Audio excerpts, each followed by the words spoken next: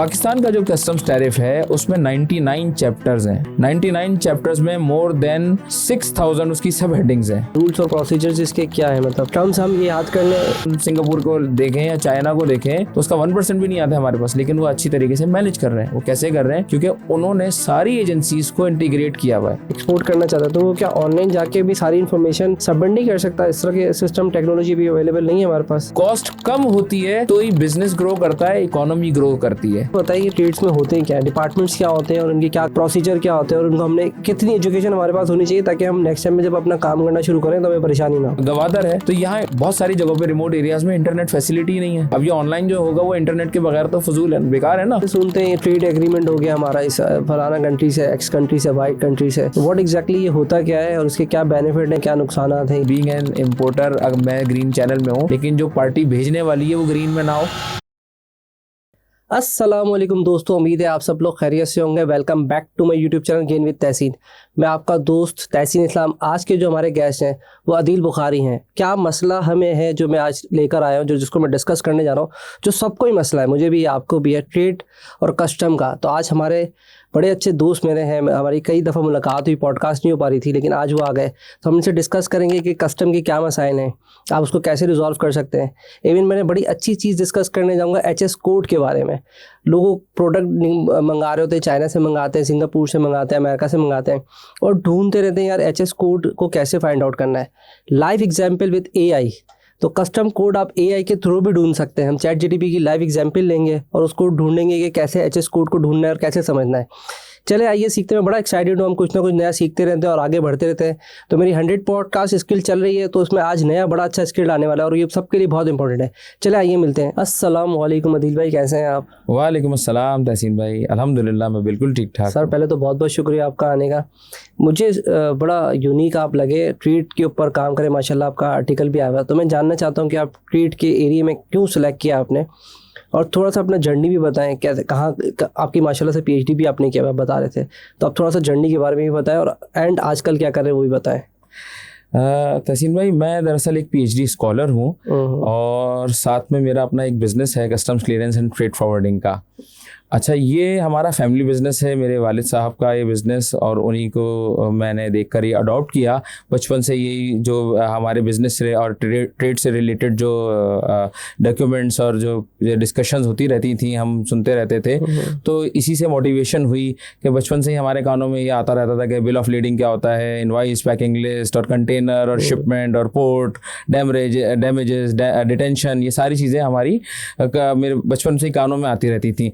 तो अब बीइंग मैं एजुकेशनिस्ट भी हूँ, और वो भी इसी वजह से कि वो भी जो इंसान की जो कैरेक्टर बिल्डिंग होती है वो सबसे पहले अपने घर से ही स्टार्ट होती है। कि हमारे वालिद साहब जो है वो एजुकेशन के मामले में बहुत स्ट्रिक्ट थे।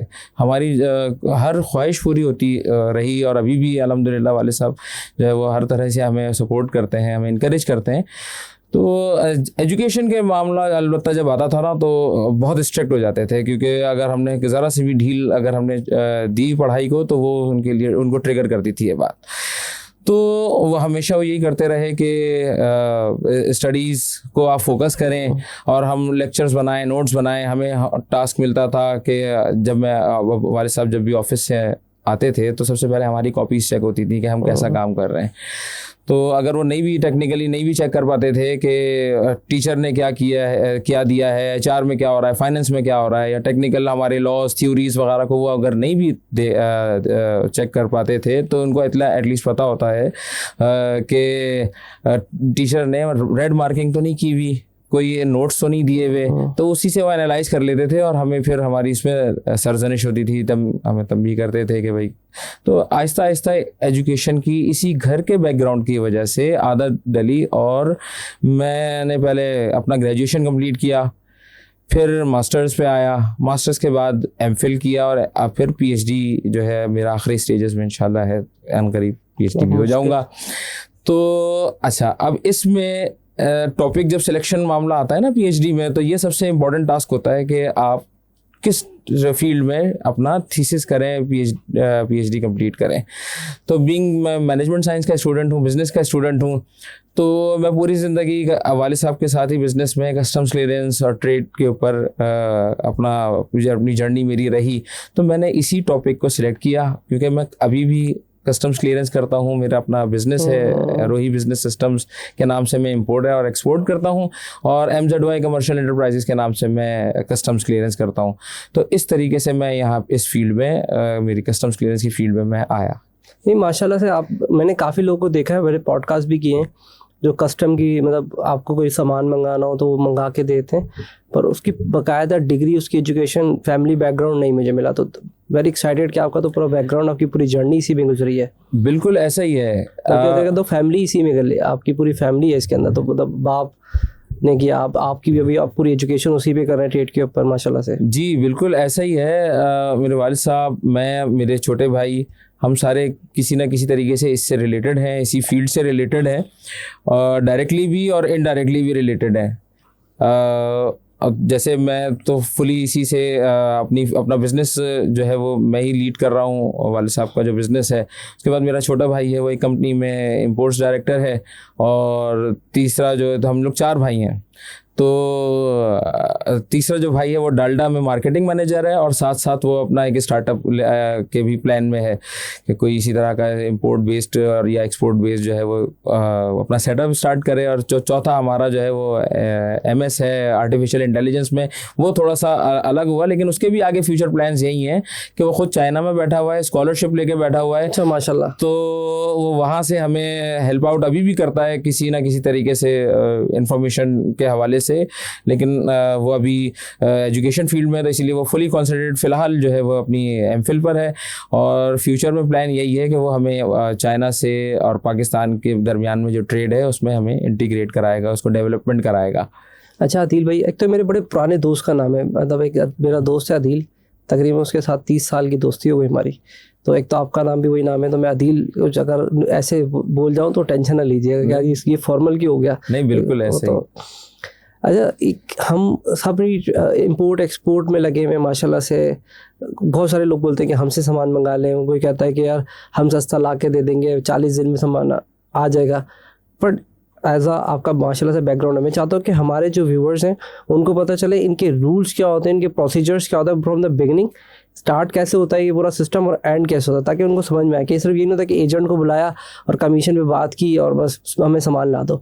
तो मैं चाहता हूँ कि लोगों को पूरा स्टार्ट टू एंड पूरा पता चले। बहुत अच्छा सवाल है आपका तहसीन भाई। देखिए, ये जो इंपोर्ट या एक्सपोर्ट का जो प्रोसीजर स्टार्ट होता है ना, वो सबसे पहले आपकी प्रोडक्ट आइडेंटिफिकेशन से स्टार्ट होता है कि आपने प्रोडक्ट क्या मंगवानी है या प्रोडक्ट कौन सी एक्सपोर्ट करनी है। हम 1 बाय 1 अगर हम बात कर लें तो हम इंपोर्ट में ये करते हैं कि फॉर एग्जांपल कि अमेरिका में, चाइना में, स्पेन में हमने कोई भी प्रोडक्ट सिलेक्ट करी, फिर उनसे हम करस्पॉन्डेंस करते हैं कि भैया हमें आप कितने की ये प्रोडक्ट जो है वो बेचेंगे। तो अब जो हमारा सप्लायर है जो किसी और मुल्क में बैठा हुआ है, इन केस ऑफ इंपोर्ट, तो वो ये हमें गाइड करता है, हमें बताता है कि भाई हमारी प्रोडक्ट की ये फला जो है, ये फॉर एग्जांपल $100 चार्जेस है एक प्रोडक्ट एक पीस की। और फिर वो हमें बताता है कि FOB है या CFA है ये, ठीक है। तो अब हम ये परेशान हो जाते हैं। सबसे पहले तो हमारे इंपोर्टर के दिमाग में सवाल आता है ये FOB क्या होता है और C&F क्या होता है। ये तो बहुत बड़ा चार्ट है इसका। FOB है, EX है, और फिर वो एक्सपोर्ट, वो अगर आसान अल्फाज में करें, मुझे टर्म तो नहीं आते। एक तो हम उसके जिससे मैन्युफैक्चर है वहीं पर ही वो कहता है कि बना के रख दूँगा, खुद उठाएंगे। फिर एक बोलता है मैं पोर्ट तक रख दूँगा, फिर बोलता है मैं आपके पोर्ट तक पहुँचा दूँगा, एक बोलता है मैं आपके घर तक पहुँचा दूँगा। तो इसके बहुत सारी टर्म्स हैं। ऐसा ही है ना? बिल्कुल ऐसा ही है। मुझे वो नहीं एग्जैक्टली वर्ड नहीं याद मुझे। इसको इनको टर्म्स कहते हैं। इनको टर्म्स, तो ये इनको टर्म्स होती हैं जिसमें एक्सवर्क्स होता है। एक्सवर्क्स का मतलब ये होता है कि इंपोर्ट सप्लायर ये कहेगा कि भाई हमारी फैक्ट्री में माल रेडी है, अब आप अपना एजेंट जो है वो अपॉइंट करें और हमारी फैक्ट्री से माल उठा के अपने डेस्टिनेशन तक पहुंचवा लें। तो ये एक्सवर्क्स है। अब इसमें दूसरा होता है FOB में वो ये कहता है कि भाई मैं अपनी फैक्ट्री से ले जाके आपके अपने सी पोर्ट तक पहुंचा दूंगा। अपने मेरे सी पोर्ट से अपने सी पोर्ट तक ले जाने की जिम्मेदारी अब आपकी है। और फिर जो तीसरा आता है C&F, उसमें ये होता है कि वो ये कहता है कि भाई मैं आपके पोर्ट तक पहुंचा के दूंगा। ऑब्वियसली बात है, तीनों के फिर वो चार्जेस अलग अलग लेता है। जैसे एक्सवर्क्स में वो आपसे थोड़े कम चार्जेस लेगा, जब वो बात करेगा FOB की तो उसके चार्जेस बढ़ जाएंगे, क्योंकि वो अपने पोर्ट तक पहुंचा रहा है चीज़, ठीक है। अब वो अपने पोर्ट तक पहुंचाने का मतलब ये है कि जैसे चाइना एक बहुत बड़ा मुल्क है, अब उनके हर शहर में सी पोर्ट नहीं है, तो वो अपने किसी भी शहर में रहते हैं। जैसे हमारे यहाँ कराची है, तो अगर किसी ने पोर्ट पे हमारे सामान पहुंचाना होगा और वो लाहौर से अगर वो चले, तो लाजमी बात है कि वो कराची तक आने तक उसके एक ठीक ठाक चार्जेस लगेंगे। तो कुछ जो इम्पोर्टर्स हैं उनके पास ये ऑप्शन मौजूद होता है कि भाई वो कहें कि यार आप अपने पोर्ट तक पहुंचा दें, ताकि हम अपने एजेंट को ये कहें कि वो पोर्ट से जो डेस्टिनेशन पोर्ट है, यानी हमारा कराची का पोर्ट है, तो यहाँ तक ये प्रोडक्ट हम इसको ईजिली अवेल कर सके। नहीं तो इसमें मैं इत्तफाक से आपको ड्राइव करके वहाँ ले गया। मेरा ये पॉइंट था कि रूल्स क्या होते हैं, रूल्स और प्रोसीजर्स इसके क्या है, मतलब ये टर्म्स हम ये याद करने नहीं, ऐसा नहीं है। ट्रम्प्स से तो ये देखिए, तो सिर्फ ट्रम्प्स है ना। जी ये तो चीजें आप बेस्ट तरीका कह सकते हैं कि क्या हो सकना चाहिए। जी, तो सबसे पहले आपने प्रोडक्ट सेलेक्ट करी, प्रोडक्ट सेलेक्ट करके आपने उससे प्राइसेस मंगवाई। अब ये सारी जो आपने जो सवाल पूछा है, बहुत रेलेवेंट सवाल पूछा है, क्योंकि आपको जब तक ये कॉस्ट नहीं पता होगी कि मुझे कितना कॉस्ट यहाँ मेरे शहर तक, मेरे वेयर हाउस तक आके पड़ रही है, मेरे ऑफिस तक इसी का कॉस्ट पड़ रही है, तो आप उसको अगर अपनी यूटिलाइजेशन के लिए मंगवा रहे हैं या बेचने के लिए मंगवा रहे हैं, तो सेल कैसे करेंगे, उसमें प्रॉफिट मार्जिन कैसे रखेंगे। लाजमी बात है कि ये प्रॉफिट बेस्ड इनिशिएटिव लेंगे ना, कि आपने कोई बिजनेस करना है, कोई पैसे कमाने हैं, तो इसी को तो इनकरेज कर रहा हूँ मैं being an educationist, being an also an entrepreneur, इसी ऑब्जेक्टिव को मैं लेके चला हूँ। तो ये बहुत अच्छा आपका सवाल है। तो जब सबसे पहले आपने प्रोडक्ट सेलेक्ट करी, तो अब आप उससे प्रोफॉर्मा इनवाइस मंगाएंगे। इनवाइस से पहले होता है प्रोफॉर्मा इनवाइस, कि भाई आप हमें एक टेंटेटिव इनवाइस भेजें कि आप हमें कितने की प्रोडक्ट देना चाह रहे हैं, कितने में भी देंगे हमें। जब वो आती है तो फिर हम उसमें फिर देखते हैं कि भाई इसमें नेगोशिएट करते हैं कि डिस्काउंट्स कितना मिलेगा। फिर हम उसके बाद ये बात आती है कि हम इनको टर्म्स की हम बात करते हैं कि भाई आप खुद हमें माल पहुँचा के देंगे, या हम फैक्ट्री से आपके लेंगे, या आपके पोर्ट से लेंगे। जब ये भी चीज़ें फाइनलाइज होंगी, और उसके पीछे एक पूरी वर्किंग होती है, फ्रेट फॉरवर्डर्स के साथ एक वर्किंग होती है, शिपिंग कंपनीज के साथ हम एक वर्किंग करते हैं कि हमें कहाँ की कॉस्ट फिजिबल लग रही है, कि वो अगर हमारे पोर्ट तक पहुंचा दे, क्या पता उसके पास ऐसे क्लाइंट्स या ऐसे वेंडर्स मौजूद हों जिसे हम कहते हैं बिजनेस पार्टनर्स मौजूद हों कि वो हमें सस्ती कॉस्ट में दे दें, या फिर हो सकता है हम खुद अरेंज कर लें। अच्छा, अब उसने हमें इनवॉइस भेज दी, तो अब हम ये करते हैं कि हमें एक चैनल चाहिए फाइनेंशियल, जो बैक बाय बैंक होता है, कि जिससे हम LC या कॉन्ट्रैक्ट खोल सकें। ठीक है, ये इसलिए ज़रूरी है कि अगर फॉर एग्जांपल मेरा सप्लायर चाइना में बैठा हुआ है या किसी दूसरे मुल्क में बैठा हुआ है, तो उसको ये श्योरिटी कैसे हो कि भाई मैं माल भेज दूंगा और मुझे पैसे मिल जाएंगे। और दूसरी वाइस वर्सा भी सिचुएशन है कि मुझे ये कैसे पता हो कि भाई मैं पैसे भेज दूंगा और जो दूसरी पार्टी है वो मुझे माल भेजेगी भी या नहीं भेजेगी, हो गई कि थैंक यू, अल्लाह हाफिज। ठीक है, तो उसके लिए हम बीच में बैंक्स को इन्वॉल्व करते हैं। ठीक है, वो ऐसे कि हमारा बैंक जो कि एक रिप्रेजेंटेटिव अथॉरिटी है, यहाँ पे हमारे मुल्क को रिप्रेजेंट कर रहा है, पीछे उसको गवर्नमेंट जो है वो बैक कर रही है, स्टेट बैंक उसको बैक कर रहा है और गवर्नमेंट ऑफ पाकिस्तान उसको बैक कर रही है। तो और इसी तरीके से दूसरे मुल्क का भी बैंक है, उसके साथ भी इसी किस्म की सिचुएशन है। तो हम एक कॉन्ट्रैक्ट या लेटर ऑफ क्रेडिट जिसे कहते हैं हम LC, ये हम इनिशिएट करते हैं, जिसमें ये होता है कि बैंक गारंटी लेता है कि हमारे बिहाफ पे, जैसे अगर हम इम्पोर्टर हैं तो हम ये हमारे बिहाफ पे गारंटी लेगा कि भाई चाइना, और दूसरे बैंक को ये बताएगा कि भाई हमारे पास हम रिस्पॉन्सिबल हैं कि आप वहाँ से माल भेज दें। ठीक है, और यहाँ से पैसे देने की जिम्मेदारी हमारी है। ठीक है। तो हमारे भी यहाँ पे गारंटी लेगा, लाभ सी बात है, वो हमसे पूरी रिक्वायरमेंट्स पूरी करेगा, वो मेक श्योर करेगा कि हम उसको पैसे दे रहे हैं। तो ये इस तरीके से ये एलसी या कॉन्ट्रैक्ट की जो चीज़ें हैं वो इनिशिएट होती हैं सबसे पहले, ठीक है। और ये फिर पूरा प्रोसीजर है कि अगर एक नया, इससे भी पहले कि अगर एक बंदा नया बिजनेस स्टार्ट करना चाह रहा है तो वो पहले एनटीएन लेगा, जीएसटी लेगा, उसको फिर कस्टम्स में रजिस्ट्रेशन होगी, चैम्बर ऑफ कॉमर्स में वो रजिस्ट्रेशन करेगा, और उसके बाद फिर ये सारी प्रोसीजर होंगी। ये तो एक स्टेप है ही ऑलरेडी। तो अब ये हमें एलसी वगैरह कॉन्ट्रैक्ट मिल गया और वो अमाउंट हमें पता चल गई कि भाई हम जो भेजना चाह रहे हैं, बाहर रेमिटेंस करना चाह रहे हैं। उसके बाद फिर ये हम शिपिंग कंपनी को हायर करते हैं। फॉर एग्जांपल अगर हमारा अपना फ्रेट फॉरवर्डर है तो हम उसको ये इंस्ट्रक्शंस देते हैं कि भाई ये जाके आप स्पेन से, चाइना से, ये कोई भी प्रोडक्ट है, ये आप वहाँ फला लोकेशन पे है, वहाँ से आपको ये पिक करनी है। तो वो हमें अपने टेंटेटिव चार्जेस देता है, सारे चार्जेस देता है। फिर हम उसमें नेगोशिएट करते हैं, हर स्टेज पे नेगोशिएशन है कि भाई उसने कहा कि यार ये $100 की चीज़ है, हमने कहा नहीं यार $100 की नहीं है, तो 80 की करो, डिस्काउंट दो, ये वो सब की चीज़ें प्रोसीजर से फॉलो करके हम एक अच्छे रेट्स लेकर ये चीज़ें इनिशिएट करते हैं। फिर हमारा जो फिर फ्रेट फॉरवर्डर है वो ये सारे अरेंजमेंट्स करता है और हमारे पोर्ट तक जो है वो डिलीवरी पहुंचा देता है। अच्छा, अब पोर्ट पे आने का मकसद ये नहीं है कि आपने ये सारा प्रोसीजर किया तो आपके घर पे डिलीवरी हो जाएगी। पोर्ट के बाद आता है कस्टम्स। अच्छा, जो मेरा जो टॉपिक है बेसिकली, पीछे पूरा सप्लाई चेन तो डिस्कस कर ही रहे हैं, लेकिन स्पेसिफिकली पूरा डोमेन तो है ही, लेकिन स्पेसिफिकली हमें जो टारगेटेड अप्रोच है ना वो है कस्टम्स के ऊपर मेरी। तो जो मेरा थीसिस का टॉपिक भी है और मेरी कंपनी भी कस्टम्स क्लियरेंस की है। अब ये क्या होती है, ये बताना इसलिए भी ज़रूरी है कि सिर्फ ये एज मेरे लिए फ़ायदे की चीज़ नहीं है, बल्कि जितने भी हमारे व्यूअर्स हैं, जो भी हमारे देखने वाले हैं, उनको ये पता हो कि ये कस्टम्स होता क्या है। मुझे पिछले दिनों एक साहब थे, उनका फ़ोन आया कि अदील साहब मैं जब यूके से पाकिस्तान मूव हो रहा था तो मैंने फ्रेट फॉरवर्डर हायर किया था, और फ्रेट फॉरवर्डर को मैंने कहा था कि मेरे डोर स्टेप पे जो है मुझे एक कंटेनर पहुंचा दीजिएगा जिसमें उनके घर की चीज़ें थी, वो शिफ्ट हो रहे थे, अपने घर के सामान, टीवी और क्लोथ्स और मुख्तलिफ जो घर की चीज़ें होती हैं वो यहाँ। तो अभी तक पहुँचा नहीं मेरे पास। फ्रेट फॉरवर्डर को कह रहा हूँ, वो कह रहे हैं भाई हमने तो पाकिस्तान पहुँचा दिया है।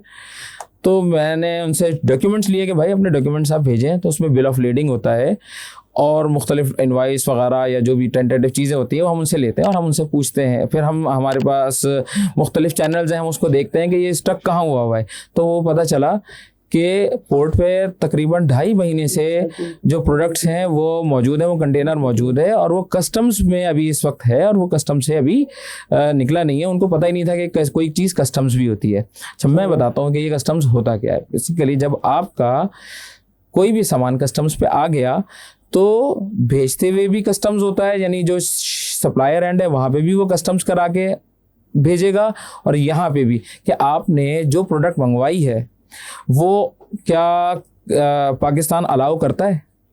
ठीक है, कोई ऐसी चीज़ तो नहीं मंगाई आपने जो पाकिस्तान का जो लॉ है वो अलाउ ही ना करता हो। ठीक है, अच्छा, अब फॉर एग्जांपल अलाउ करता है तो कोई ऐसी कंट्री तो नहीं है कि जिससे ना अलाउ करता हो, यानी वो रिस्ट्रिक्टेड कंट्री हो, जैसे इसराइल है। ठीक है, हम उसको एक्सेप्ट ही नहीं करते, उसकी चीज़ें भी एक्सेप्ट, हम उससे ट्रेड नहीं करते, हम इंडिया से ट्रेड नहीं करते। चंद स्पेसिफिक ऐसी चीज़ें हैं जैसे लाइफ सेविंग ड्रग है तो ये हम उससे ट्रेड करते हैं, बाकी हम चीज़ें नहीं करते। तो ये सारी और इसके अलावा जो प्रोडक्ट आई है उसके हवाले ये चीज़ें पहले फर्स्ट ऑफ ऑल चेक करनी है। सेकंड ये कि फॉर एग्जांपल मैंने कहा कि भाई मैंने एक मशीन मंगवाई है, ठीक है, 100 पीस मंगवाए किसी भी मशीनरी के, तो कस्टम्स ये चेक करेगा कि मैंने जो डिक्लेयर की है कि फॉर एग्जांपल मैंने कहा ये भाई $5000 की एक मशीन थी और ऐसी मैंने 100 मशीन्स मंगवाई हैं। तो कस्टम्स ये चेक करेगा कि आपने जो मशीन कही है, डिक्लेयर की है, अपने एक गुड्स डिक्लेरेशन है, हम पहले स्टेटमेंट देते हैं कि हमने ये चीज़ इम्पोर्ट की है।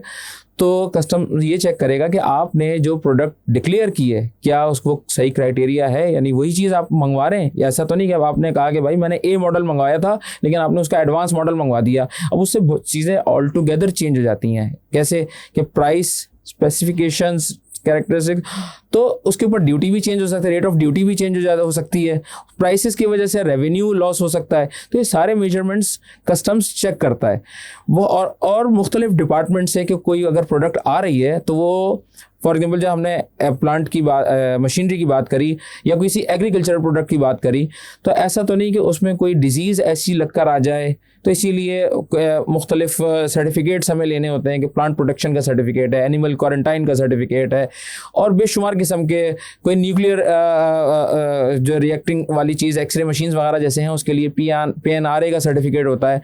तो इस किस्म के सर्टिफिकेट्स वगैरह जो है वो की रिक्वायरमेंट क्या फुलफिल हुई भी है, कोई ऐसी चीज़ तो नहीं इंपोर्ट हो रही जो पाकिस्तान के रेजिडेंट्स के लिए हार्मफुल हो। तो ये इस किस्म के मेजर्स जो है वो कस्टम्स को चेक करने होते हैं। अब फॉर एग्जांपल हमारे पास एक प्रोडक्ट आ गई, पोर्ट पर आ गई, हमने यहाँ पे गुड्स डिक्लेरेशन फाइल करनी है। बीइंग एन इम्पोर्टर आप इतने स्पेशलाइज्ड नहीं होते कि आपको ये पता हो कि कस्टम्स की क्या क्या रिक्वायरमेंट है। लेकिन जैसे अभी मैंने आपको बताई, तो हमारे व्यूअर्स को बहुत सारी बातें इसमें शायद नहीं पता हो कि भाई ये सर्टिफिकेट भी लेना होता है। अक्सर लोग तो जैसे मैंने आपको बताया ना थोड़ी देर पहले, ये समझ रहे थे कि यार मैंने तो वहाँ से कंटेनर बुक करा दिया है, अब मेरे घर पे क्यों नहीं पहुँचा। जैसे हम यहाँ से कोई चीज़ कोरियर कराते हैं तो अगले के पास पहुँच जाती है, तो ये सिस्टम ऐसा क्यों नहीं हो रहा। तो उसमें ये होता है कि ये सारी रिक्वायरमेंट्स, ये सारे सर्टिफिकेट्स चेक करने होते हैं। अब यहाँ पे पोर्ट पे सामान आया, हमने गुड्स डिक्लेरेशन की, अब इंपोर्टर को एक स्पेशलिस्ट बंदा चाहिए। वो स्पेशलिस्ट बंदा कस्टम्स क्लियरिंग एजेंट है, जो मेरा बिजनेस है, ठीक है, जो जिसका मैं एक्सपर्ट हूँ। अब वो मेरे पास आएगा, कहेगा आदिल साहब ये मैंने चीज़, बल्कि मैं तो अक्सर ये कहता हूँ कि यार आप जब ऑर्डर कर रहे हो ना, तो ऑर्डर करने से पहले हमारे पास आएँ, ताकि हम आपको सही से गाइड करें कि आपने किस क्वांटिटी में चीज़ मंगवानी है, किस तरीके से चीज़ मंगवानी है। और हम आपको एडिशनल एड ऑन सर्विसेज ये भी दे सकते हैं कि भाई आप फॉर एग्जांपल, अक्सर ऐसा भी हुआ है कि एक साहब हमारे पास आए, उन्होंने कहा कि यार ये प्रोडक्ट जो है ना मुझे फला कंपनी से $200 पर पीस मिल रही है। मैंने कहा यार ये तो आसानी से $150 पर पीस में मिल सकती है, ठीक है, ये तो इसकी एक बेंचमार्क रेट है इसका। तो अक्सर ये भी होता है कि अच्छा तो हमारा, क्योंकि एक ही प्रोडक्ट के $50 थोड़ी है, वो तो पूरा कंटेनर मंगा रहा है उसका, तो कितनी उसकी कॉस्ट सेविंग हो गई, तो यहीं पर हो गई। फिर इसमें दूसरी चीज़ क्या होती है, दूसरा ये होता है कि कस्टम्स ड्यूटी को सही से आपको बताना। आपने ये कहा कि भाई मैंने एक चीज़ मंगवाई है, तो आप इतने स्पेशलाइज्ड, ऑब्वियस सी बात है, नहीं है, आपकी फील्ड नहीं है, तो हो सकता है आपको ये कहा जाए या आप इस अज्यूम करें कि भाई इसके ऊपर आपको 25%, 30%, क्योंकि मुख्तलिफ प्रोडक्ट्स होती हैं, उनके ऊपर मुख्तलिफ कस्टम ड्यूटीज़ होती हैं, ठीक है। कोई 0 रेटेड ड्यूटीज़ होती हैं और कुछ 5% पे होती हैं, कुछ 10 पर होती हैं। अभी रिसेंटली जो चेंजेस आई हैं फाइनेंस एक्ट में, उसके तहत जो है वो कुछ चीज़ें स्मूथ कर दी हैं। पहले 0%, 1%, 2%, 3%, 5%, 15% और इस किस्म के मुख्तलिफ रेट्स होते थे। अब ज़्यादातर या 0% है या 5% है या 10 है या 15 है, कि एक फ्लैट रेट्स के तरीके से कर दिए हैं। और एडिशनल कस्टम ड्यूटी तकरीबन तमाम चीज़ों में वो रिमूव कर दी है, ताकि उन चीज़ों में जो कि नेसेसरी गुड्स हैं जिसकी पाकिस्तान की ज़रूरत है, ताकि इन्फ्लेशन जो महंगाई का एक तूफ़ान है उसको कंट्रोल करने के मेजर्स हैं। बहुत अच्छा मेजर है, मैं उसको अप्रिशिएट करता हूँ। बहुत सारी अगर खामियाँ हैं, गलतियाँ हैं या हमने चीज़ें नहीं सही से की हुई हैं तो हम उस पर भी बात करेंगे, लेकिन जो चीज़ें अप्रिसिएशन के काबिल हैं उसको भी मैं अप्रिशिएट करता हूँ।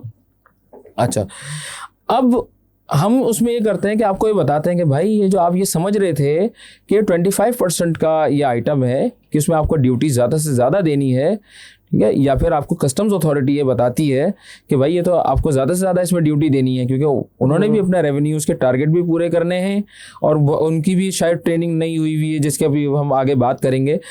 तो हम बताते हैं कि भाई ये इसके ऊपर इतने % ड्यूटी नहीं थी, हम उसको एक जेन्युइन गाइडलाइन देते हैं बेस्ड ऑन आवर एक्सपीरियंस, तो हम उसकी ड्यूटी सेव करते हैं। अच्छा, अब ये प्रोसीजर हुआ कि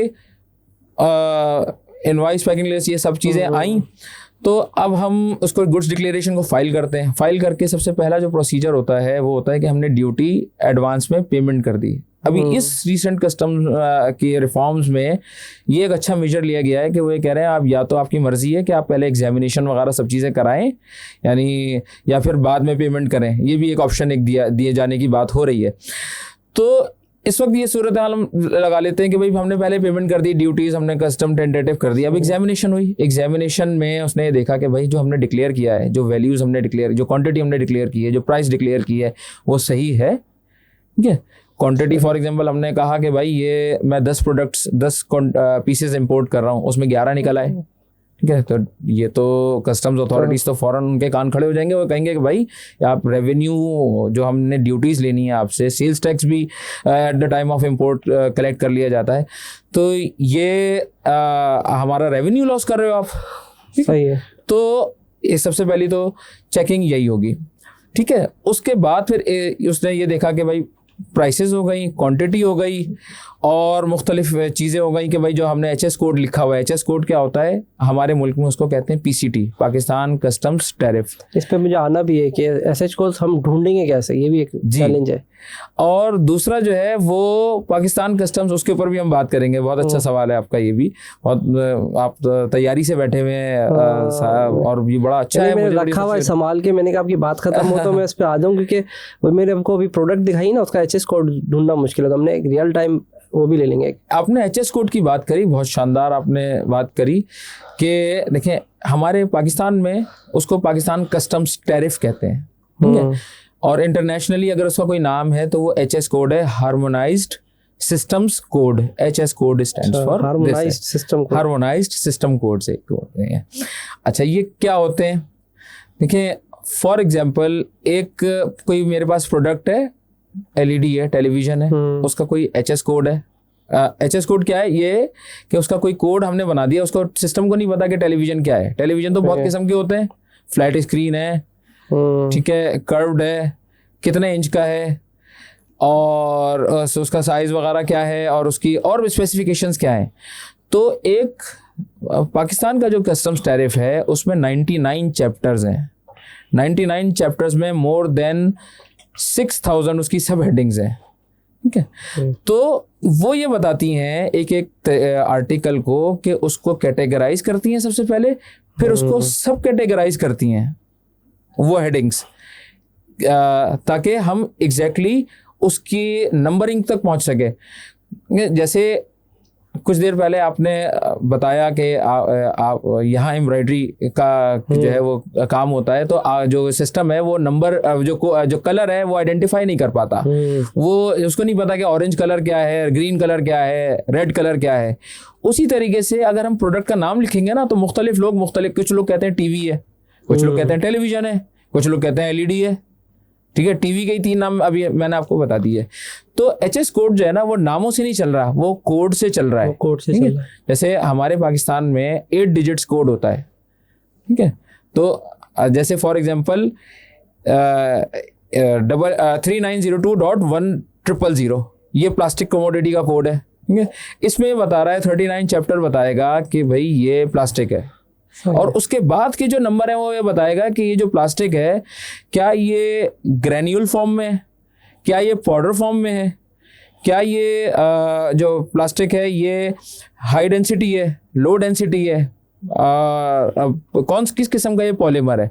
यानी आपको जो पहले 2 नंबर है वो बता देंगे कि ये भाई ये 39 है तो ये प्लास्टिक है, जैसे 84 है ये मशीनरी है। अब 84 के बाद जो आगे के डिजिट्स हैं तो कौन सी मशीनरी है, क्या मशीन, तो ये माइक भी है, ये मोबाइल फ़ोन भी मशीनरी है, टेलीविजन भी है, कोई प्लास्टिक की मशीनें भी होती हैं, प्लास्टिक प्रोसेसिंग मशीनें भी होती हैं, टेक्सटाइल मशीनरीज भी होती हैं। तो इस किस्म से इस तरीके से हम आइडेंटिफाई करते हैं कि HS कोड जो है वो क्या होगा किसी भी प्रोडक्ट का, ठीक है। अगर मैं इसकी बात करूँ, ये हमारे पास 2 हैं, तो हम इसे कैसे निकालेंगे? पैच है हमारे, ये हमारे बहुत सारे दोस्त, तो हम इसका अगर SH कोड मतलब ढूंढेंगे तो कैसे ढूंढेंगे? अच्छा, अब सबसे पहले हम जैसे आपने पैच बताए, तो ये अभी मेरे हाथ में नहीं है, आप मुझे अगर आप देंगे थोड़ी देर में मैं आपसे ये लेता हूं। मसला नहीं है। हाँ, तो इसको अभी देखेंगे। ये मुझे लग रहा है कि ये भी प्लास्टिक ही है, मुझे लग रहा है। नहीं, खोल इसकी पैकिंग आप इसके खोल के चेक कर सकते हैं। तो आदिल भाई मैं इसका ChatGPT से निकालता हूँ, मैं आसान करते हैं, तो आप मुझे बताएंगे मैं क्या लिखूँ उसका। मैं इसको खोल लूँ पहले, तो ये तो आज तक मेरा ख्याल खुला ही नहीं है, ये मैंने बाहर से, ये अमेरिका से ही मंगाया था वैसे। इसको खोल लेते ना, तो कैसे खुलेगा ये? अब मुझे इसका SH कोड माना, मैं सोच रहा हूँ ChatGPT पे इमेज दे दूँ, निकाल के दे देगा वो खुद ही। देखें क्या करूँ यहाँ पे आप आपको कैसे इसका एचएस कोड निकालना है यही पूछ और मुझे इसका एचएस कोड निकालना है, ये दो अलग अलग बातें हैं। सही है, ठीक है। आप कस्टम वाले बन गए, मैं यूजर बन गया। बिल्कुल ऐसा ही है। अच्छा, तो आप ये चाह रहे हैं कि मैं ये जो अब मेरी अपनी एक्सपर्टीज है आपको ट्रांसफर कर दूं? ठीक है, मैं करने को तैयार हूँ, मैं करूंगा। इसलिए क्योंकि मैं सिर्फ बिजनेसमैन नहीं हूँ, मैं एजुकेशनिस्ट भी हूँ। बिल्कुल बिल्कुल। तो ऐसा नहीं है कि मैं जितनी एक्सपर्टीज है अपनी वो अपने पास ही रख लूँ। इल्म बांटने से बढ़ता है और रिस्क का वादा अल्लाह का है। हमने पॉडकास्ट भी इसीलिए रखा हुआ है, स्किल बेस्ड पॉडकास्ट है। हम तो चाहते हैं सीखे और सिखाएं लोगों को बस। तो अभी सिखा देते हैं इंशाल्लाह। देखें, अब मैं ये समझ रहा हूँ कि आपको एचएस कोड के बारे में बिल्कुल इन्फॉर्मेशन नहीं, सिर्फ ये बताया कि भाई एचएस कोड कोई चीज होती है, ये बताया आपको। ठीक है, जो हमने बता भी दी अपने व्यूअर्स को। अच्छा, अब आपने करना ये है कि जैसे आपने मुझे ये कोई प्रोडक्ट दी है, अब इसके स्पेशलिस्ट आप हैं, इसके बारे में आपको नॉलेज है। मैं कस्टम क्लियरिंग एजेंट हूँ, मुझे इस प्रोडक्ट के बारे में जरूरी थोड़ी है कि मुझे नॉलेज हो। ठीक है, करोड़ों प्रोडक्ट्स हैं, ये आपने मुझे दिया, मैं तो कहूंगा यार ये कोई पता नहीं क्या चीज़ है, कोई ये कार्ड है, धागा है, क्या है ये मुझे नहीं पता। हाँ, मैं अपना अजम्पशन लगा सकता हूँ कि भाई ये मुझे कोई ऐसी कोई पॉलिस्टर कुछ इस तरह कुछ कोई चीज़ ऐसी लग रही है, अपने पुराने एक्सपीरियंस से ये मैं ये सोच सकता हूँ। तो सबसे पहले तो सर मैं आपसे पूछूंगा ये इस प्रोडक्ट का नाम क्या है, मुझे तो पता है। कस्टम पैच कहते हैं। कस्टम पैच, ये एम्ब्रॉयडरी पैच कहते हैं। एम्ब्रॉयडरी पैच है ये। अच्छा, ये क्या कॉटन का है? कॉटन है, बिल्कुल ऐसे ही। ये कॉटन है। अच्छा, देखें, कॉटन है, पॉलिस्टर है, ये अलग अलग चीजें हैं, तो इसीलिए आपको मुझे थोड़ा सा गाइड करना है। असल में अंदर जो है ना फैब्रिक कोई भी हो सकता है, ऊपर तो पूरा स्टिच हुआ होता है। समटाइम ये फैब्रिक पॉलिस्टर भी हो सकता है, यानी ये कॉम्बिनेशन है, कॉम्बिनेशन बनता है। फैब्रिक है ना, फैब्रिक का ये जबरदस्त हो गया। देखें, ये तीन चीजें हो गई। अब एचएस कोड में अगर सिर्फ कॉटन था तो इसका एचएस कोड कुछ और हो सकता था, ड्यूटी कोई और हो सकती थी। अगर ये पॉलिस्टर था कुछ और हो सकता था, इसकी भी ड्यूटी कुछ। अब अगर एक मिक्स है, एक और है आपके हाथ में, तो मैंने वेलक्रो दिया हुआ है शायद। हाँ, वेलक्रो ही है, तो ये एक और नई चीज है ये तो। अच्छा, तो अब हम इसके ऊपर फॉर एग्जांपल बात करें या आपके हाथ में जो इसके ऊपर बात करें? दोनों पे कर लेते हैं। अच्छा, दोनों के ऊपर हम कर लेते हैं। देखें, सबसे पहले आपने मुझे बताया कि ये क्या चीज है, एम्ब्रॉयडरी पैच। तो हमने सबसे पहले खोला जनाब chatgpt.com। हाँ, वो आ गया। एआई इंटीग्रेशन है, एम्ब्रॉयडरी पैच। एम्ब्रॉयडरी पैच हमने लिखा और उसके आगे हमने लिखा एम्ब्रॉयडरी के डिस्क्राइब एचएस कोड ऑफ। मैं रिकॉर्डिंग भी कर लेता हूँ ताकि रिकॉर्डिंग में भी चला जाएगा। बिल्कुल, मैं इसको रिकॉर्ड डिस्क्राइब लिख दें या सजेस्ट लिख दें। ठीक है, suggest HS code of embroidery patch which has to be imported in Pakistan. ठीक है, ये तो आम बात हो गई ना। अच्छा, अब इसमें भी टेक्निकल चीजें हैं। ये ऐसा नहीं है कि हमने कुछ भी लिख दिया है, सोच समझ के लिखा है। थोड़ा सा पहला सवाल पूछा है ना हमने चैट जीपीटी से। प्रॉम्प्ट्स असल में आपकी ही बताती हैं कि आपको जो सही आंसर मिलता है ना वो आपकी प्रॉम्प्ट से मिलता है। चैट जीपीटी हर शख्स इस्तेमाल कर रहा है, ये भी मैं आपको बताता चलूँ क्योंकि मैं FECCI एजुकेशन रिफॉर्म्स कमेटी का भी मेंबर हूँ और हमारा जो पहला मोटिव है वो यही है कि हम अपनी जितनी भी लर्निंग है उसमें AI को इंटीग्रेट करें। तो एज अ बिजनेस मॉडल ये प्रैक्टिकल एग्जाम्पल मैं दे रहा हूँ रिलेट करके कि एजुकेशन और बिजनेस और AI ये तीनों से को रिलेट करके मैं आपको एग्जांपल दे रहा हूँ कि हमने सबसे पहला काम ये किया कि हमने ये प्रोडक्ट मंगवानी है, तो हमने इस प्रोडक्ट को मंगवाने के लिए इसकी एचएस कोड फाइंड करने के लिए चैट जीपीटी से स्टार्ट कर दी। ठीक है, अपने लेवल पे AI हम यूज़ कर रहे हैं। अच्छा जी, हमने लिखा जी suggest HS code. HS code हमने बता दिया क्या होता है। आपने मुझे बताया भाई एम्ब्रॉयडरी पैच होता है ये। ठीक है, अब वो खुद मुझसे सवाल पूछेगा जो चैट जीपीटी ना, अगले सवाल मुझसे खुद पूछेगा जो मैं ऑलरेडी वही करना चाह रहा हूँ। मेरी रिकॉर्डिंग मैंने इसको दिया है कि वो मेरा कैमरा रिकॉर्डिंग पे नहीं जा रहा था तो वो चेक कर रहा है, तो मैं चाह रहा हूँ कि वो स्क्रीन रिकॉर्डिंग भी लगा देंगे हम उसको। जी जी बिल्कुल, आप लगाइएगा, बिल्कुल लगाइएगा। ठीक है, तो आपने सबसे पहले ये किया कि लिखा suggest HS code of embroidery patch which has to be imported in Pakistan. Pakistan का भी बताया क्योंकि चैट जीपीटी को ये थोड़ी पता है कि आप पाकिस्तान में इंपोर्ट करना चाह रहे हैं या चाइना में करना चाह रहे हैं या कहाँ करना चाह रहे हैं, क्योंकि एचएस को हम एक्सपोर्ट कर रहे हैं USA। अच्छा, ये आप एक्सपोर्ट कर रहे हैं? एक्सपोर्ट कर रहे हैं। मैं इसको मेरे पास रिकॉर्डिंग भी ऑन हो गई है स्क्रीन की। कस्टम पेज इम्पोर्ट हम एक्सपोर्ट कर रहे हैं USA। एक्सपोर्ट अभी रिकॉर्डिंग हो रही है तो हम ये लगा भी देंगे। तो अब आपको प्रॉम्प्ट थोड़ा सा चेंज हो जाएगा। USA export to USA. Suggest. हाँ, अब आपका सवाल कुछ ऐसा हो जाएगा, suggest HS code of embroidery patch which has to be exported to USA from Pakistan. ठीक है ना? Embroidery patches export to USA, suggest the HS code from Pakistan. अब आपने इसको सर्च कर लिया, ठीक है, अब आंसर आना शुरू हो गया अब आपके पास कि भाई एम्ब्रॉयडरी जो है, पहले तो बता देगा भाई ये क्या चीज़ है, वो खुद ही आपको बता देगा। ठीक है, थोड़ा सा मुझे भी पता चलेगा कि भाई embroidery in the piece, patch और मोटिफ है। तो ये पीस कहलाएगा, बैच कहलाएगा या मोटिफ कहलाएगा? अच्छा, इसने तो मुझे डायरेक्ट बहुत सारे कोड दे दिए इस पे। जी बिल्कुल ऐसा ही है। ये आपको एग्जैक्टली पिन पॉइंट नहीं कर, पहले ये आपको और सवाल पूछेगा फिलहाल। ठीक है, मुझे पहले डायरेक्ट ही दे दिए HS कोड दे दिए ना, लेकिन ये आपको अगर इसने 10, 15, 20 HS कोड दिए हैं तो सारे के सारे इसके तो नहीं होंगे। अब वो आप इसमें देखेंगे कि आपकी इसमें कैटेगरी किस में फॉल करती है। जैसे अभी मैंने कुछ देर पहले आपको बताया कि भाई ये कॉटन में फॉल करती है या टेक्सटाइल में, अपना पॉलिस्टर में फॉल करती है या रेयॉन का थ्रेड है ये। जैसे मुझे यहाँ पे बता रहा है कि भाई 5810 जो HS कोड है वो कह रहा है एम्ब्रॉयडरी अगर पीस में हो, स्ट्रिप में हो या मोटिफ में हो।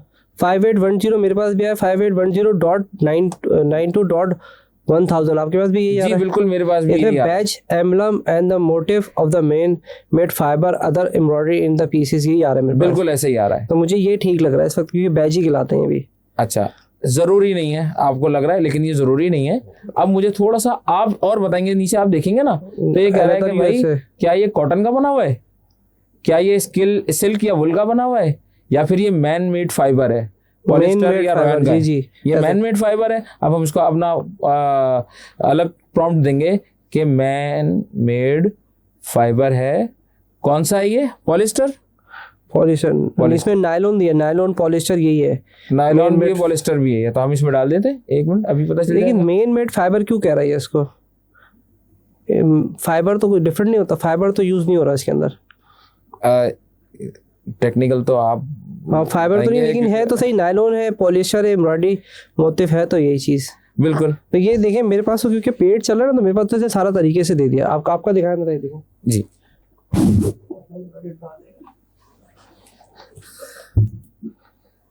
अब देखें इसमें, हालांकि दिखाया इसमें भी सही है, विदाउट पेट और पेट में भी सही जी जी बिल्कुल। यहाँ थोड़ा आपके पास स्पेसिफिक आ गया, ये फर्क है कि अगर आप कोई फ्री में कोई चीज लें चैट जीपीटी में, ये भी हमें अब देखिए आपको कॉम्प्लेक्स कर रहा है ना, मेरे पास क्योंकि पेट चल रहा था तो इसने बिल्कुल स्पेसिफिक जी आपको स्पेसिफिक स्किल वुल पता नहीं क्या क्या करे जा रहा, तो इसने डायरेक्ट मुझे कोड दे दिया। बिल्कुल ऐसा ही है कि जैसे आपके पास यहाँ पे कोड आ गया। अब इसमें आप और अगर डायरेक्ट इन डेप्थ जाना चाहें कि जैसे आपको ये तो पता चल गया कि जो पैचेस है ना ये 5810 में जा रहे हैं, ठीक है। अब इसमें फर्दर जो 4 डिजिट्स हैं वो क्लैरिफाई करेंगे कि लास्ट के 4 डिजिट है 1000 जो आ रहा है। जी जी बिल्कुल। अब देखें इसमें जो है आपने ये देख रहे हैं आप कि इसमें 8 डिजिट्स हैं, पहले डॉट से पहले 4 हैं और डॉट के बाद ये मजीद 4 हैं। जो पहले 4 हैं वो तो बता रहे हैं कि प्रोडक्ट की जो कैटेगरी किस कैटेगरी में फॉल कर रहा है, और आखिर के 4 ये बता रहे हैं कि कैटेगरी तो आपने दिखा दी, फिर ये किस सब कैटेगरी में फॉल कर रहा है। तो मेरे हिसाब से अगर ये आप देखें तो ये मैन मेड फाइबर नायलॉन आपको बता रहा है, तो 5810.9210 लग रहा है ये। तो मैं पहले आपको यानी ये हमें मेरे पास सिंगल स्टांस आ रहा है कि गालिबन ये इसका HS कोड होगा इस प्रोडक्ट को हाथ में लेने के बाद। कॉटन एंड अदर मटेरियल, इसमें 2 चीज, एक और आपके पास जो आ रहा है ना, इसमें वाकई एक है सवाल जी। देखिए 5810.92 5810.99 इसमें लिखा हुआ है if the made cotton silk और द मटेरियल, तो ये डबल लाइन जाएगा, और the most patches are made with the polyester और रेयन। तो हमें दो, अगर फैब्रिक भी चेंज हो रहा है तो एसएच कोड चेंज हो जाएगा। एग्जैक्टली फैब्रिक चेंज हो रहा है तो ऑल टुगेदर HS कोड पूरा का पूरा भी चेंज हो सकता है। जैसे अगर कॉटन है तो हो सकता है ये 52 में चले जाएगा, गालिबन 52 HS कोड है तो कॉटन का बिल्कुल अलग हो जाएगा। तो पॉलिस्टर है तो 58 में आ गया, तो ये हमें निकालना पड़ेगा, ये आपको निकालना है। थोड़ी डिस्क्रिप्शन आपको देनी पड़ेगी, बतानी पड़ेगी कि भाई ये कॉटन का है, पॉलिस्टर का है, फाइबर पड़ेगा। हाँ? उसके ऊपर रेट ऑफ ड्यूटी का भी फर्क पड़ेगा, सेल्स टैक्स भी फर्क पड़ेगा जब ड्यूटी चेंज है। अब ड्यूटी अच्छा, इसमें अब ये तो सिर्फ हमने ये पूरा थ्रेड में आ गया, तो इसमें तो फाइबर भी नहीं पता चल रहा, ये तो एम्ब्रॉयडरी का थ्रेड हो गया पूरा। तो इसका जो थ्रेड जो है वो कॉटन का थ्रेड होता है या पॉलिस्टर का थ्रेड होता है? पॉलिस्टर का थ्रेड होता है ना ये। तो फिर पॉलिस्टर हो गया ना। ये तो बड़ा इतनी डिटेल में तो कभी मैंने भी नहीं सोचा था कि इतनी डिटेल में जाना पड़ता है। बहुत डिटेल होती है इसकी। अब इसमें ये है कि एक्सपर्टीज आपकी होगी, प्रोडक्ट के बारे में आप बताएंगे। प्रोडक्ट को तो मैं नहीं जानता ना, प्रोडक्ट आपकी है, तो प्रोडक्ट का एक्सपर्ट आप हैं, एचएस कोड का एक्सपर्ट मैं हूँ। तो हम एक दूसरे से ब्रेनस्टॉर्मिंग करते हैं और फिर हम इस नतीजे पे पहुंचते हैं कि भाई अच्छा ये तो सिर्फ आइडेंटिफिकेशन ऑफ एचएस कोड है। आप ये देखें इसमें हमें कितना मेहनत करना पड़ रही है। आगे सिर्फ यही थोड़ी एचएस कोड आइडेंटिफाई करना असल चीज थोड़ी है। असल काम तो एचएस कोड आइडेंटिफाई करने के बाद शुरू होता है। उसकी ड्यूटी है, उसकी ड्यूटी क्या है, उसके ऊपर कोई पाकिस्तान में अगर हम इंपोर्ट कर रहे हैं कोई चीज़ या एक्सपोर्ट कर रहे हैं तो कौन कौन से सर्टिफिकेट्स चाहिए, वो कहाँ से मिलेंगे वो सर्टिफिकेट्स, वो भी ChatGPT बता देगा। आई थिंक वो बताएगा, आपको हेल्प आउट करेगा। ट्राई करता हूँ बिल्कुल। फॉर एग्जाम्पल अब हम यही अगर इसी की बात करें, आप बल्कि करें, आप करें। हाँ, बल्कि आपका मोबाइल है ना मेरा। जी जी सर, हम इसी को देखते हैं कि भाई व्हाट सर्टिफिकेट्स आर रिक्वायर्ड। देखिए रिकॉर्डिंग चल रही है, ऊपर रेड हो रहा है ना, ताकि रिकॉर्डिंग बिल्कुल रिकॉर्ड हो रही है, बस रिकॉर्ड होता रहे। What certificates are required to export this product from Pakistan? थोड़ा सा प्रॉम्प्ट और हम इसको मॉडिफाई कर लेते हैं सही है कि व्हाट सर्टिफिकेट कस्टम्स रिक्वायर, क्योंकि सर्टिफिकेट्स तो बहुत सारे हो सकते हैं। हो सकता है भाई जो आपका इम्पोर्टर है, यानी फॉर एग्जांपल आप यूएसए भेज रहे हैं, तो वो कहे कि भाई इसमें मुख्तलिफ SGS की टेस्टिंग सर्विस आप दें, कुछ लेबोरेटरीज स्पेसिफिक दें। तो कस्टम्स की हम स्पेसिफिकली इस वक्त बात कर रहे हैं ना, सही है। तो कस्टम्स को क्या क्या सर्टिफिकेट चाहिए इस प्रोडक्ट को एक्सपोर्ट करने के लिए देख लेते हैं। अच्छा, अक्सर सर्टिफिकेट्स कुछ चाहिए भी होते हैं, कभी कभी ऐसा होता है कुछ प्रोडक्ट के ऊपर सर्टिफिकेट नहीं भी चाहिए, वो तो ये बता देगा। तो हम ये देख लेते हैं कि भाई अच्छा ये कह रहा है कि भाई आपको एक्सपोर्टर रजिस्ट्रेशन सर्टिफिकेट, जो नॉर्मल बातें हैं तो ये बताएगा। ठीक है, GDB आपको चाहिए, ठीक है, invoice, packing list, certificate of origin, insurance, ये सारी चीज़ें जो अभी हम पिछले डिस्कशन में बात कर चुके हैं। इनवाइस भी चाहिए होती है हमें, प्रोफार्मा इनवाइस के बाद हम इनवाइस पे भी अभी आ रहे थे, अच्छी बात है, यहीं से आ जाते हैं। इनवाइस चाहिए हमें, फाइनल होके हमारे पास आ गई, और साथ में ये हो गया कि भाई पैकिंग लिस्ट, कि आपने मुझे दिखा भी दें, क्योंकि मुझे तो दिख नहीं रहा ना, मैं ताकि जी जी वो व्यूवर्स को तो हमारी शायद ये साइड में दिखा देगा जी। ये अच्छा, ये इसने लिख दिया है एक्सपोर्ट रजिस्ट्रेशन सर्टिफिकेट चाहिए होगा, goods declaration, commercial invoice, packaging list, certification of origin, insurance और बिल ऑफ। अच्छा, इसमें हमारा एक और बेनिफिट ये है कि ये तो सिर्फ हम बाय एयर भेज देते हैं बहुत ही 1 किलो के अंदर पैकेज में, तो फिर उस पर इतने मसाइल नहीं आते जी। जो आप कर रहे हैं ना तो भाई, वो कोरियर के थ्रू आप भेज रहे हैं, हाँ। तो उसमें कस्टम्स क्लियरेंस का प्रोसीजर इन्वॉल्व नहीं है। अच्छा, अब क्या होता है, कस्टम्स क्लियरेंस क्यों जरूरी है, ये कोरियर और कस्टम्स में ये क्या फर्क है? क्योंकि जब आप बल्क में कोई चीज भेज रहे होते हैं ना, कोरियर ये होता है कि आपने कोई स्मॉल आइटम कोई चीज भेज दी, कोई सैंपल वगैरह आपने भेज दिए, तो सैम्पलिंग वगैरह के लिए कोरियर की सर्विस है जिसमें हाई वैल्यू आइटम्स नहीं है। लेकिन अगर हाई वैल्यू आइटम अगर आप या तो कोई इंपोर्ट कर रहे होंगे, चाहे बेशक उसकी क्वांटिटी कम भी क्यों ना हो, 1 पीस क्यों ना हो, 1 kg के अंदर या आधे kg के अंदर भी क्यों ना हो, लेकिन हाई वैल्यू आइटम हो, तो कस्टम्स उसको फिर इवेल्युएट करता है, क्योंकि ड्यूटी देनी पड़ेगी फिर आपने। कस्टम्स ने कुछ एक अपना क्राइटेरिया बनाया हुआ है कि सैंपल वगैरह अगर आपने भेजने हैं, कोई कम क्वांटिटी में भेजने हैं, तो उसको आप एज अ सैंपल कोरियर के थ्रू भेज सकते हैं। कोई लेटर आपने भेजना है या कोई घर के कपड़े वगैरह आपने भेजने हैं, तो वो भी ऐसा नहीं, तो वो आप इस तरीके से भेज दो। लेकिन ऐसा नहीं है कि आपने घर के कपड़े जो है वो पूरा एक कंटेनर बनाया और कहा कि कोरियर कर दो, तो एक कंटेनर मेरे घर वाले या रिश्तेदार पहनेंगे किसी दूसरे मुल्क में। तो जब आप बल्क की तरफ आते हैं, हाई वैल्यू आइटम्स की तरफ आते हैं, तो फिर आपको पूरा कस्टम्स एज अ बिजनेस जो है वो अपने आप को रजिस्टर भी बाय एयर में कस्टम इन्वॉल्व नहीं होता, ज्यादा होता है, बिल्कुल होता है, ज्यादा नहीं होता, मतलब छोटी मोटी चीजें जाने देता नहीं। बाय एयर में भी उसी तरीके से जैसे बाय सी में है, बाय सी में भी एक कोरियर जो है वो बाय सी भी लेके जाता है। कुछ प्रोडक्ट्स ऐसी हैं जो बाय सी जाती हैं दूसरे मुल्कों में, पाकिस्तान पोस्ट या किसी तरीके से, जो इनका पूरा एक चैनल बना हुआ है। लेकिन वहाँ पे भी यही सूरत हाल है, चाहे सी हो चाहे एयर हो, दोनों में यही सूरत हाल है कि अगर हाई वैल्यू आइटम होगा, इम्पोर्ट हो रहा होगा, तो आपने फॉर एग्जाम्पल आपने DHL को हायर किया या फेडेक्स को हायर किया, तो आपने कोई चीज़ मंगवाई कोरियर के थ्रू, UAE से मंगाई, अमेरिका किसी भी, जर्मनी से मंगाई आपने कोई, ठीक है, कोई आपने कहा कि यार ये तो छोटी सी प्रोडक्ट है, आधे kg की प्रोडक्ट है मेरी, ठीक है, ऐसा होता है। इंडस्ट्रियल इक्विपमेंट हमारे पास आते हैं, आधे आधे केजी के प्रोडक्ट, जो किसी फैक्ट्री में कोई प्रोडक्ट मशीन बंद हो जाती है, अगर कोई ऐसी प्रोडक्ट कोई पार्ट्स वगैरह जो है उसका खराब हो जाए। सॉरी मैं बात काटूंगा, मुझे मोबाइल दे देना, सुनो स्क्रीन बंद हो तो रिकॉर्डिंग बिल्कुल बिल्कुल आप ये मैं उसको ऐसा मैं बंद कर दूं मैं, क्योंकि हमारा ये काम हो गया खत्म है, इस पे हमने कुछ नहीं इसके ऊपर हो गया। इसका एक चैलेंज है कि एक दफा मैं लास्ट टाइम आपको स्टोरी बता रहा हूँ जी कि वो लास्ट टाइम पॉडकास्ट करा था तो हम बातों में लग गए, तो मैंने इसको सेव नहीं किया। अच्छा तो नहीं तो पहले मैं अभी इसमें अभी हमने और कुछ डिस्कशन करना है वैसे तो हमारे पास सारी चीजें आ गई हैं। बिल्कुल, आप और कुछ पूछना चाहें तो बताएं। बस ठीक है, मुझे समझ में आ गया कि जो समराइज कर देता हूँ आसान, जो 1.5-2 घंटे की है,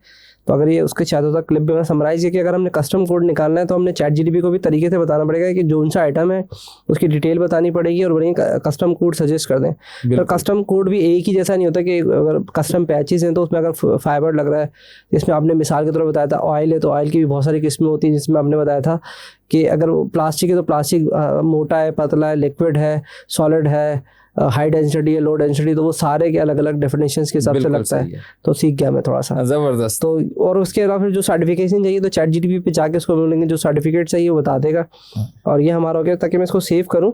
अच्छा, आप इतनी जल्दी सीख गए, इसमें एक तो एप्रिसिएशन आपकी भी बनती है। हाँ, बिल्कुल, कि आप माशाल्लाह बहुत अच्छे लर्नर भी हैं और स्टूडेंट भी हैं, क्योंकि हम सारे स्टूडेंट हैं इसमें, ठीक है, हम सारे आपसे मैं बहुत चीज़ें सीख रहा हूँ इस वक्त। आप यहाँ सामने बैठे बहुत सारी चीज़ें बता रहे हैं और मुझे खुद भी बड़ा अच्छा लग रहा है कि भाई मेरे बताने से आप सीख रहे हैं, तो मैं बीइंग अ टीचर खुद की भी इवैल्यूएशन कर रहा हूँ कि भाई मैं आपको समझा पा रहा हूँ, मैं भी समझ रहा हूँ, हमारे व्यूअर्स भी देखेंगे, हमारे व्यूअर्स अगर समझ जाएं तो वो जरूर कमेंट करके बताएं कि अगर उनको बात समझ में आ रही है, और अगर नहीं आ रही है उनको या कोई स्पेसिफिकली चीज सीखनी है तो मोस्ट वेलकम, आपका प्लेटफॉर्म है, हम दोबारा आएंगे और दोबारा। नहीं बिल्कुल बिल्कुल, हम तो बिल्कुल समझते रहेंगे, सिखाते रहेंगे। सवाल हमारे बहुत सारे, अभी मैं ये सोच रहा हूँ थोड़ा सा ब्रेक लेते हैं। अच्छा अदील भाई, हमें ना बहुत सारे डिपार्टमेंट हमें बताया कि हमारे सब कॉन्सेप्ट में कि यार इसमें बहुत सारे डिपार्टमेंट होते हैं, इनका अलग अलग काम होता है, तो ये थोड़ा सा बताइए ट्रेड्स में होते हैं क्या, डिपार्टमेंट्स क्या होते हैं और उनके क्या प्रोसीजर क्या होते हैं, और उनको हमने कितनी एजुकेशन हमारे पास होनी चाहिए ताकि हम नेक्स्ट टाइम में जब अपना काम करना शुरू करें तो हमें परेशानी ना हो। देखिए हर डिपार्टमेंट की सारी नॉलेज लेना ये तो बहुत मुश्किल है, उसके लिए ऑब्वियसली बात है टाइम लगता है, पीएचडी करना पड़ेगा। नहीं पीएचडी नहीं, एक प्रोफेसर बाय प्रैक्टिस भी हो जाता है बंदा। वो ऐसे कि प्रैक्टिस करते करते जो है ना वो इंसान चीज़ें सीख जाता है, तो उसी के लिए हमारी फिर सर्विसेज चाहिए होती हैं। अच्छा, असल इशू टू मैनी डिपार्टमेंट्स होना नहीं है, वो डिपार्टमेंट्स तो होंगे। असल इशू ये है कि हमें सारे डिपार्टमेंट्स को सीखने की ज़रूरत क्यों पड़े?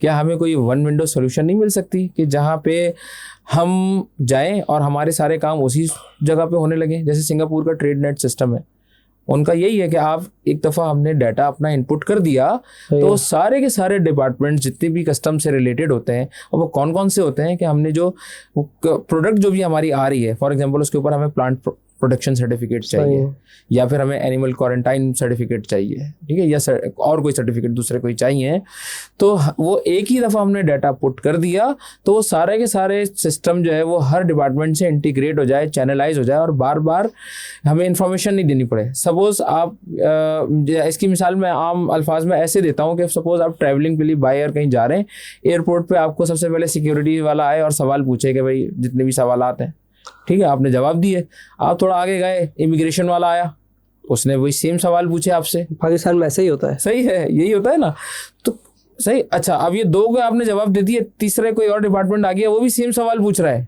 अब कितनी फ्रस्ट्रेशन हो जाएगी आपको, हो जाएंगे ना फ्रस्ट्रेट।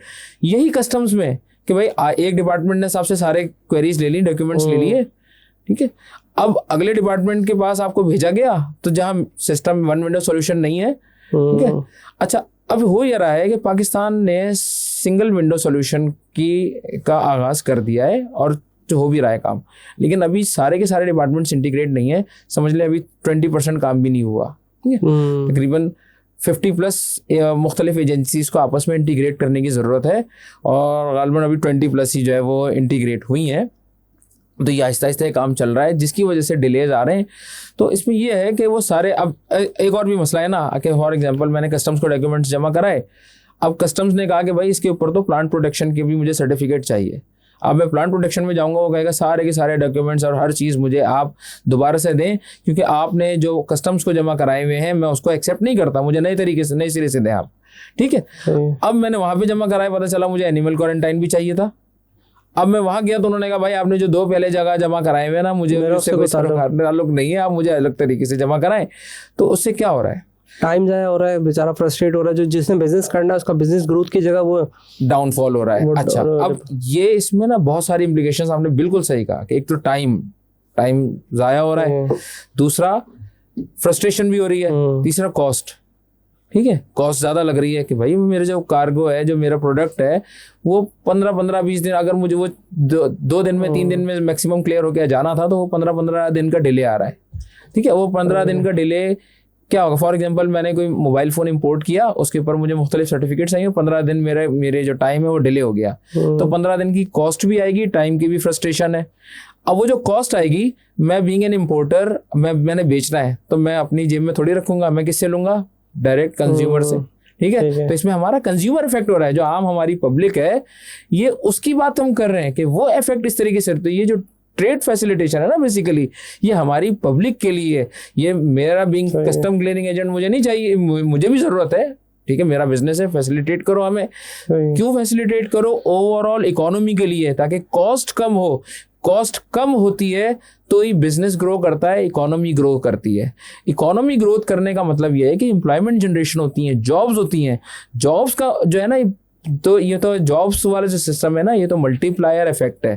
कि कैसे है कि भाई अगर फॉर एग्जांपल मेरा बिजनेस ग्रो होगा तो मैं कुछ लोगों को एम्प्लॉयमेंट अपॉर्चुनिटी दूंगा। बिल्कुल ऐसा ही। अब वो एम्प्लॉय होंगे तो वो मुख्तलिफ प्रोडक्ट्स जो पहले कम खरीदी जाती थी वो अब ज़्यादा। फॉर एग्जांपल मैंने एक बिज़नेस किया, मेरा बिज़नेस जो है वो ग्रो कर रहा है, तो मेरे एम्प्लॉयज़ जो है वो उन्होंने ब्रेड ख़रीदनी शुरू करी। मैं एक बहुत सादी सी एग्जांपल से बताता हूँ कि उन्होंने ब्रेड ख़रीदनी शुरू करी। अब ब्रेड उन्होंने ख़रीदनी शुरू करी तो बराबर वाली जो ब्रेड कंपनी है उसने कहा यार मेरी तो ब्रेड ज़्यादा बिक रही हैं, मैं और एम्प्लॉयज़ को हायर कर लूँ।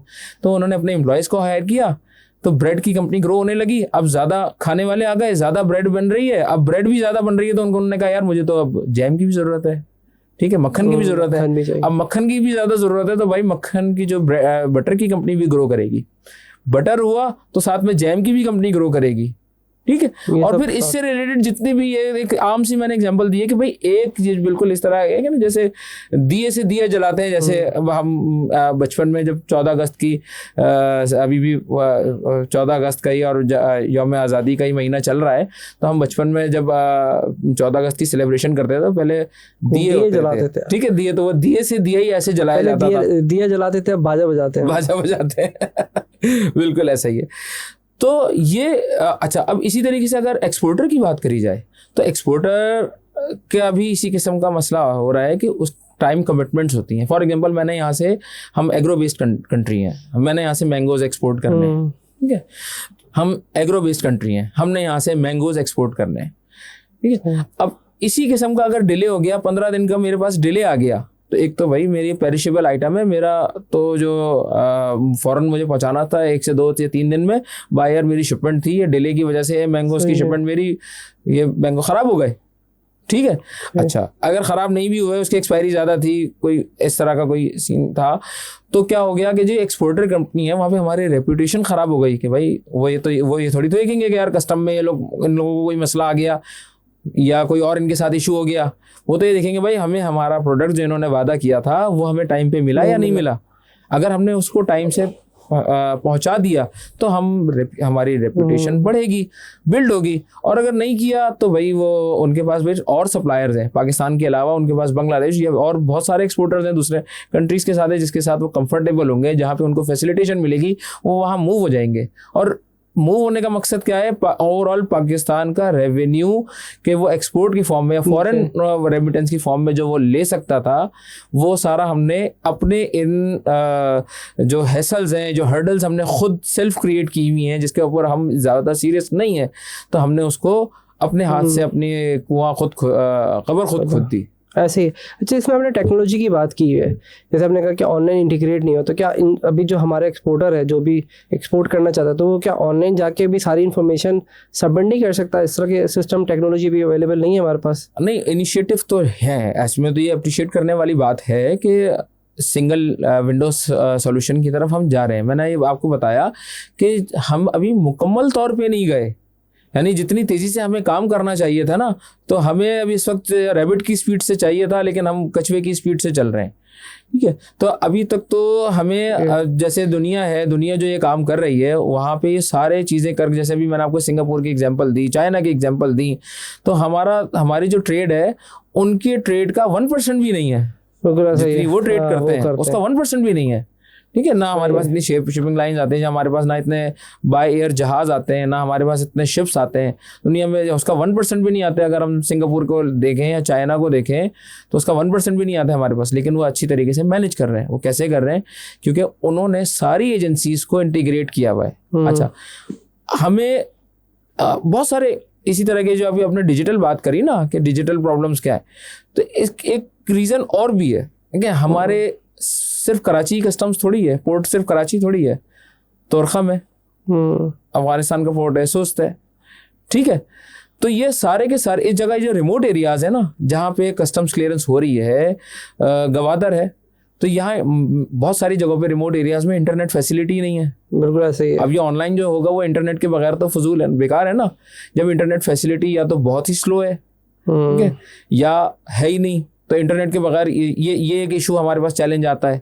दूसरा, जो मिड लेवल जो स्टेक होल्डर या जो कस्टम ऑफिसर है ना, वो इतना प्रॉपरली ट्रेंड नहीं है। हमारी बीइंग एनालिस्ट, जो मैं कस्टम्स को आइडेंटिफाई कर रहा हूँ ना, तो ट्रेनिंग का जो जितना भी फोकस है वो मेन जो हाई लेवल ब्यूरोक्रेसी है, जो collectors, assistant collectors, deputy collectors, इन लोगों की ट्रेनिंग बहुत अच्छी तरीके से होती है, लेकिन जो मिड लेवल है यानी अप्रेजर्स, प्रिंसिपल अप्रेजर्स और नीचे का जो स्टाफ है, उनकी उस लेवल पे ट्रेनिंग भी नहीं है। ठीक है, जितनी बहुत ही बेसिक लेवल की ट्रेनिंग है एआई से, उनको इतनी ज़्यादा एफिलिएशन भी नहीं है, नॉलेज भी नहीं, एकेडमिक पॉइंट ऑफ व्यू से वो ज़्यादा ग्रूम नहीं है। और यही रीज़न थी बेसिकली जो ये मैं अब बीइंग एन एकेडमिक और बीइंग एन इंडस्ट्री पर्सन के इस किस्म के कोई diploma, short courses first step पे, और दूसरा इसी टॉपिक पे दुनिया में हमने अभी पाकिस्तान में बीइंग एन एजुकेशनिस्ट और आपने, हम सब ने masters in bachelors in business administration सुना है। बिल्कुल ऐसे ही। ठीक है, मास्टर्स इन पब्लिक एडमिनिस्ट्रेशन सुना है। ठीक है, कभी आपने मास्टर्स इन कस्टम्स एडमिनिस्ट्रेशन सुना है? नहीं सुना ना। पाकिस्तान में, दुनिया में हो रहा है, बड़ी बड़ी कंट्रीज में, अच्छी डेवलप्ड कंट्रीज में मास्टर्स हो रहा है कस्टम्स एडमिनिस्ट्रेशन में। क्यों? इसलिए क्योंकि ट्रेड, ये इतनी बिलियंस ऑफ डॉलर्स की इंडस्ट्री है। ये पाकिस्तान में बिलियंस ऑफ डॉलर्स रोजाना ट्रेड और डेली बेसिस पे बिलियंस की जो है वो ट्रेडिंग हो रही है डेली बेसिस पे, ऐसा नहीं कि महीने नहीं। ठीक है, तो डेली बेसिस पे इतना जो है वो पैसा इसमें इस इंडस्ट्री को ग्रूम करने की ज़रूरत है। जितना हमारा बच्चा अनएम्प्लॉयड है उसको, अभी इस वक्त आप अपने बच्चे से पूछे, हमारे बच्चों से पूछे यूनिवर्सिटी वालों से, वो ये कहते हैं यार मैं डिजिटल मार्केटिंग कर रहा हूँ, बहुत अच्छी बात है, ऑनलाइन कोई काम कर रहा हूँ, बहुत अच्छी बात है, अच्छा सही है, करें, लेकिन जो अनएक्सप्लोर्ड अपॉर्चुनिटीज़ हैं उनको कौन देखेगा? ये हर बंदा अगर डिजिटल मार्केटिंग करेगा तो इसका फ्यूचर आप को तो इन एक्चुअल प्रोडक्ट कौन बेचेगा? जब हर बंदा मार्केटिंग ही करेगा तो प्रोडक्ट कहाँ से आएगी? किस चीज की करनी है भाई? डिजिटल सारे मार्केटिंग पे लगे, बस मार्केटिंग कर रहे हैं किस चीज की? किसी प्रोडक्ट की। वो प्रोडक्ट प्रोक्योर कहाँ से कर रहे हैं? आपको एक्सप्लोर बाहर की मार्केट्स कैसे करेंगे? ठीक है, इंपोर्ट कैसे करेंगे, एक्सपोर्ट कैसे करेंगे? तो उसके लिए मास्टर्स की जरूरत है दुनिया में। मैं आपको बताऊं तहसीन भाई कि सिर्फ बैचलर्स और मास्टर्स ही नहीं, ठीक है, एमफिल और पीएचडी भी और पोस्ट पीएचडी भी कस्टम्स एडमिनिस्ट्रेशन में हो रहा है, ऑस्ट्रेलिया में हो रहा है, ठीक है, यूएसए में हो रहा है, और पता नहीं कौन कौन से ममालिक ऐसे हैं। बाकायदा कैसे हो रहा है? वर्ल्ड ट्रेड ऑर्गेनाइजेशन की सपोर्ट से हो रहा है, WTO वर्ल्ड कस्टम्स ऑर्गेनाइजेशन करवा रही है उसको, ठीक है। तो उसकी सपोर्ट है बेसिकली, यूनिवर्सिटी का अपने इनिशिएटिव होता है, बाकायदा कोर्स करिकुलम डिज़ाइन होता है, 2 वे जो है ये प्रोफेसर्स इंटरचेंज होते हैं, वहाँ से प्रोफेसर्स आते हैं, नहीं भी आते तो वो उनको पूरी गाइडलाइन, पूरी ट्रेनिंग देते हैं। तो मेरा तो ये मेरी ख्वाहिश भी है, और ख्वाहिश ये नहीं कि मेरी पर्सनल ख्वाहिश है कि जी मुझे अच्छा लगता है तो मैं इस वजह से ये चाहता हूँ, मेरी ख्वाहिश इस वजह से है कि मेरे मुल्क की वजह से मेरी ये ख्वाहिश है कि इसमें भी कुछ इनिशिएटिव लिया जाए, अवेयरनेस फैलाई जाए, अवेयरनेस फैलाई। अच्छा, में एक और वजह भी तो ये है कि हमारे दिमाग में एक चीज़ जो आती है वो करप्शन आती है। तो उसके उस बात में कितनी सदाकत है, तो शायद लोग कुछ जो अच्छे लोग हैं वहाँ नहीं जाना चाहते। तो एक होता है ना कि यार वो तो जैसे पुलिस है, तो इस तरह के उसमें हमारे दिमाग में सबसे पहले आता है यार ये तो करप्शन करते होंगे। तो इसमें मुझे भी ऐसा कुछ, इसमें आपका एरिया, तो आप मुझे बता सकते हैं कि इसमें इस बात में कितनी सदाकत है। अच्छा, थोड़ी खतरनाक किस्म की बात कर दी आपने। जो करप्शन की बात जो है ना, हम सब जानते हैं, लेकिन हम बोलना जो है वो नहीं चाहते। लेकिन मैं कोशिश करूंगा थोड़ा सा इसके बारे में भी बताऊं। ज़्यादा ना बोलें कि हमें उठाने। हाँ नहीं तो देखिए, हर तरह के लोग होते हैं, ठीक है। अच्छा, एक तासुर तो ये है कि भाई कस्टम्स है तो या पुलिस भी है तो करप्ट ही होगा, ठीक है।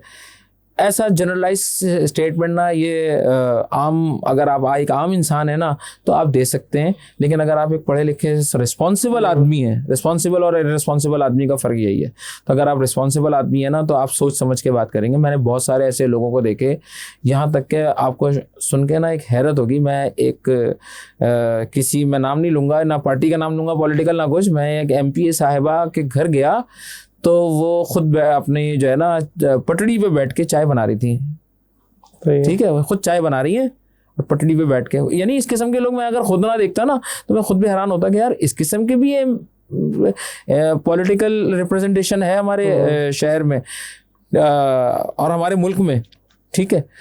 तो अच्छा, अब मैं आपको बता करप्शन की बात, और दूसरी तरीके से अगर हम बात करें कि भाई करप्ट लोग, उसकी भी है। हमारे चचा मरहूम बताते थे हमें, वो एक दिन डिस्कस कर रहे थे, कह रहा, और अपने दोस्तों से कर रहे थे, हम उस वक्त छोटे थे लेकिन ऑफिस आना जाना शुरू कर दिया था। कह रहे हैं यार ये उस ज़माने में 5,000 का नोट नया नया आया था, बहुत ज़्यादा छोटे भी नहीं थे खैर, लेकिन हमारे चचा बता रहे हैं कि 5,000 का नोट नया नया आया था और जो कस्टम्स ऑफिसर है ना उनमें खुशी की लहर थी, ठीक है। कुछ कस्टम ऑफिसर्स में, सबकी बात नहीं कर रहा मैं, कुछ लोग थे उनमें खुशी की लहर थी। आसान हो गया था। वो ये था कि भाई अब ट्रांसपोर्ट जो है ना, जो जेब में रख के नोट कम लेके जाने पड़ेंगे। पहले जेब इतनी मोटी हुआ करती थी, हमें एक जगह से दूसरी जगगह जाना पड़ता था। फिर डील स्टार्ट 5,000 से शुरू हो गया ना, पहले 1,000 था, 2,000 तब ऐसे ही वक्त के साथ साथ जो है ना लोगों ने ऐसा करना शुरू किया कि जिस तरीके से लॉज, देखिए लॉज बने, करप्शन को कंट्रोल करने के लॉज बहुत बना रहा है कस्टम्स, बहुत कोशिश कर रहा है कि इसको ख़त्म किया जाए। एज अ डिपार्टमेंट उसको अप्रिशिएट मैं करूँगा कि कस्टम्स एज अ डिपार्टमेंट ना मैं बहुत अप्रिशिएट करूँगा कि वो बहुत अच्छे मेजर्स ले रहा है, हर मौके पे ले रहा है। लेकिन क्या करें कि भाई जो नीचे बहुत सारे ऐसे लोग हैं जो करप्शन के नए नए तरीके से निकालते हैं। यानी अगर चीज़ें स्ट्रिक्ट हो रही हैं ना तो फिर तरीके भी नए नए तरीके से निकाले जा रहे हैं। अभी पिछले दिनों तकरीबन 25 जो है वो हमारी बरादरी के एजेंट्स और तकरीबन इतने ही जो है वो कस्टम्स ऑफिसर्स को जो है वो सस्पेंड किया गया। यानी हाईलाइट हुए, उसमें से कुछ सस्पेंड हुए, कुछ किसी के ऊपर केसेस वगैरह खुले कि चीज़ें फेसलेस की तरफ आई। फेसलेस क्या सिस्टम है कि अब डायरेक्टली इंपोर्टर या एक्सपोर्टर किसी जो कस्टम ऑफिसर है उससे इंटरेक्शन नहीं कर सकता। उसको पता ही नहीं होता मेरी जो GD है वो किसके पास है, ठीक है। तो उसके लिए बाकायदा गूगल और सारे जितने भी कस्टम्स ऑफिसर्स हैं उनके मोबाइल फ़ोन वगैरह लेके रख लिए जाते हैं और ताकि वो किसी कम्युनिकेशन ना हो सके। तो उसके लिए गूगल फॉर्म बने। उन्होंने जो कस्टम्स ऑफिसर्स हैं, मुझे पता चला कि उन्होंने तरीका इसका तोड़ ये निकाला कि गूगल फॉर्म्स बनाए कि एक बाकायदा पूरा बताया गया लोगों को कि भाई ये गूगल फॉर्म बनाए, जो भी आपकी प्रोडक्ट है ये यहाँ पे जाएगी और जो बंदे चाय लेने के लिए इधर से उधर, ये उड़ती उड़ती खबरें हैं, अंदर की जो खबरें हैं ये तो सदाकत में अल्लाह ही जानता है। लेकिन जो मुझे पता चली कि जो चाय वगैरह मुख्तलिफ स्टाफ होता है, कोई इसी किस्म का कोई होता है स्टाफ, तो वो इसको फिर डील क्रैक कराते थे। अब सुना है कि उसके बारे में भी जो है वो कंट्रोल उसको कर लिया गया है, काफ़ी सारी जगहों पे कंट्रोल कर लिया गया है। लेकिन ये जो फेसलेस सिस्टम है ये अभी हमारे पास अब जाके इस साल इम्प्लीमेंट होना शुरू हुआ है, और वो भी सिर्फ कराची में, और कराची में भी पूरा नहीं हुआ, ठीक है। पोर्ट कासिम पे नहीं है अभी, एयरपोर्ट पे नहीं है, और दूसरे शहरों में तो अभी इम्प्लीमेंट हुआ ही नहीं है। तो सिर्फ कराची ही थोड़ी है, सिर्फ कराची को, पूरे पाकिस्तान में ही सिस्टम आना है ना, वो आहिस्ता आहिस्ता आएगा। अच्छा, अब उसको इम्प्लीमेंटेशन करने में भी बहुत सारे मसाइल हैं। अगर कराची में भी इम्प्लीमेंट किया गया है तो कराची में कोई कम काम नहीं है, कराची में ठीक ठाक काम है। उसको किसी रिमोट जगह पे पहले जब कोई नया सिस्टम आप लगाते हैं ना, इम्प्लीमेंट करते हैं, तो पहले उसको आप किसी छोटी ऐसी जगह पे उसका पायलट प्रोजेक्ट करते हैं। तो हम मुझे नहीं लगता कि कोई, क्योंकि हमने कभी नहीं सुना कि कोई पायलट प्रोजेक्ट आया कोई इस किस्म का, मुझे ऐसे ही लग रहा है कि कोई इंस्ट्रक्शंस जैसे WC और WTO ने कोई इंस्ट्रक्शंस दी और वो फटाफट जल्दी में उसको इम्प्लीमेंट कर दिया गया। तो कस्टम्स को अभी हम यानी करप्शन को पूरी तरीके से ख़त्म हम नहीं कर सके हैं, लेकिन उम्मीद है अल्लाह करे ऐसा हो जाए। नहीं, बिल्कुल बिल्कुल हो जाएगा, कोशिश कर रहे हैं। मैं भी काफ़ी लोगों से बैठा हूँ, मुझे लगता है अब जल्दी इम्प्रूवमेंट आ जाएगी, अब ज़्यादा टाइम नहीं लगेगा इंशाल्लाह। अच्छा आदिल भाई, अक्सर हम टीवी में सुनते हैं ट्रेड एग्रीमेंट हो गया हमारा इस फलाना कंट्री से, X कंट्री से, Y कंट्री से, तो व्हाट एग्जैक्टली ये होता क्या है और इसके क्या बेनिफिट हैं, क्या फ़ायदे हैं, क्या नुकसान हैं, ये सब बताइए ज़रा, क्या होता क्या ये? जी अच्छा, ये ट्रेड एग्रीमेंट होता क्या है, सबसे पहले तो ये देख लें। ठीक है, हम मुख्तलिफ डायमेंशंस में हम ये कहते हैं कि फॉर एग्जांपल जैसे चाइना कहते हैं ना हमारा बेहतरीन दोस्त है, सबसे अच्छा दोस्त है चाइना। ठीक है, तो हमने उससे फ्री ट्रेड एग्रीमेंट किया हुआ है बहुत सारी कमोडिटीज़ में, कि जब हमारी एक प्रोडक्ट, एक मशीन फॉर एग्जांपल किसी और मुल्क से आना है, जर्मनी से आनी है, उसके ऊपर 15% या 20% ड्यूटी है। वही प्रोडक्ट अगर हमारी चाइना से आएगी तो अक्सर उसके ऊपर 0% ड्यूटी होती है। किस वजह से? Trade agreement, free trade agreement की वजह से। तो ये होता है। तो अच्छा, अब इसमें मसाइल क्या है? जो जैसे एक मिनट, इसमें मसाइल से पहले एक बात है कि अगर हम इसको अगर ढूंढना चाहें ChatGPT से, क्या ढूंढ सकते हैं? जी बिल्कुल, आपको सारे एग्रीमेंट्स ChatGPT के अलावा कस्टम्स की वेबसाइट पे हम क्यों डाल देंगे कि भाई ट्रेड एग्रीमेंट बता दें। जी ट्रेड एग्रीमेंट। पॉडकास्ट लंबी हो रही है, मैं सोच रहा हूँ कि उसको ChatGPT पे करके भी दिखा देते, वरना लंबा हो जाएगा ना। पॉडकास्ट इम्पोर्टेंट नहीं है एग्रीमेंट का ना, बस ठीक है, वो फिर जिसने देखना को खुद ही अपना देख ले। चलें आगे बताएं। अच्छा, अब इसमें क्या मसाइल है ट्रेड एग्रीमेंट में कि हमारा जो सिस्टम है ना, फॉर एग्जांपल पाकिस्तान के जो है वो कनेक्ट नहीं है अफगानिस्तान के सिस्टम से, या जैसे इंडिया हमने बात करी कि इंडिया और पाकिस्तान के दरमियान में ट्रेड नहीं है। हम साउथ एशिया में रहते हैं, बराबर कंट्रीज हैं, लेकिन हम ट्रेड नहीं करते आपस में। एक तो ये इश्यूज है, एग्रीमेंट हमारे कोई ऐसा साइन नहीं हुआ हुआ सिवाय इसके कि जो लाइफ सेविंग ड्रग्स हैं। लेकिन दूसरे हमारे ममालिक हैं, जैसे बिल्कुल साउथ एशिया की अगर हम बात करें, ईरान है हमारे साथ अफगानिस्तान है, दूसरे ममालिक हैं। अच्छा, वहाँ पे क्या होता है कि हम दोनों के जो हमारे जो कंट्रीज है ना बायलैटरल, वो सिस्टम इंटीग्रेट नहीं है, कनेक्ट नहीं है। फॉर एग्जांपल अब इसमें ना कस्टम्स ने ये एक क्राइटेरिया बना दिया है कि कुछ गुड्स ऐसे होते हैं जो हाई रिस्क होते हैं और कुछ ऐसे होते हैं जो लो रिस्क होते हैं। ठीक है, एक तो ये चीज़।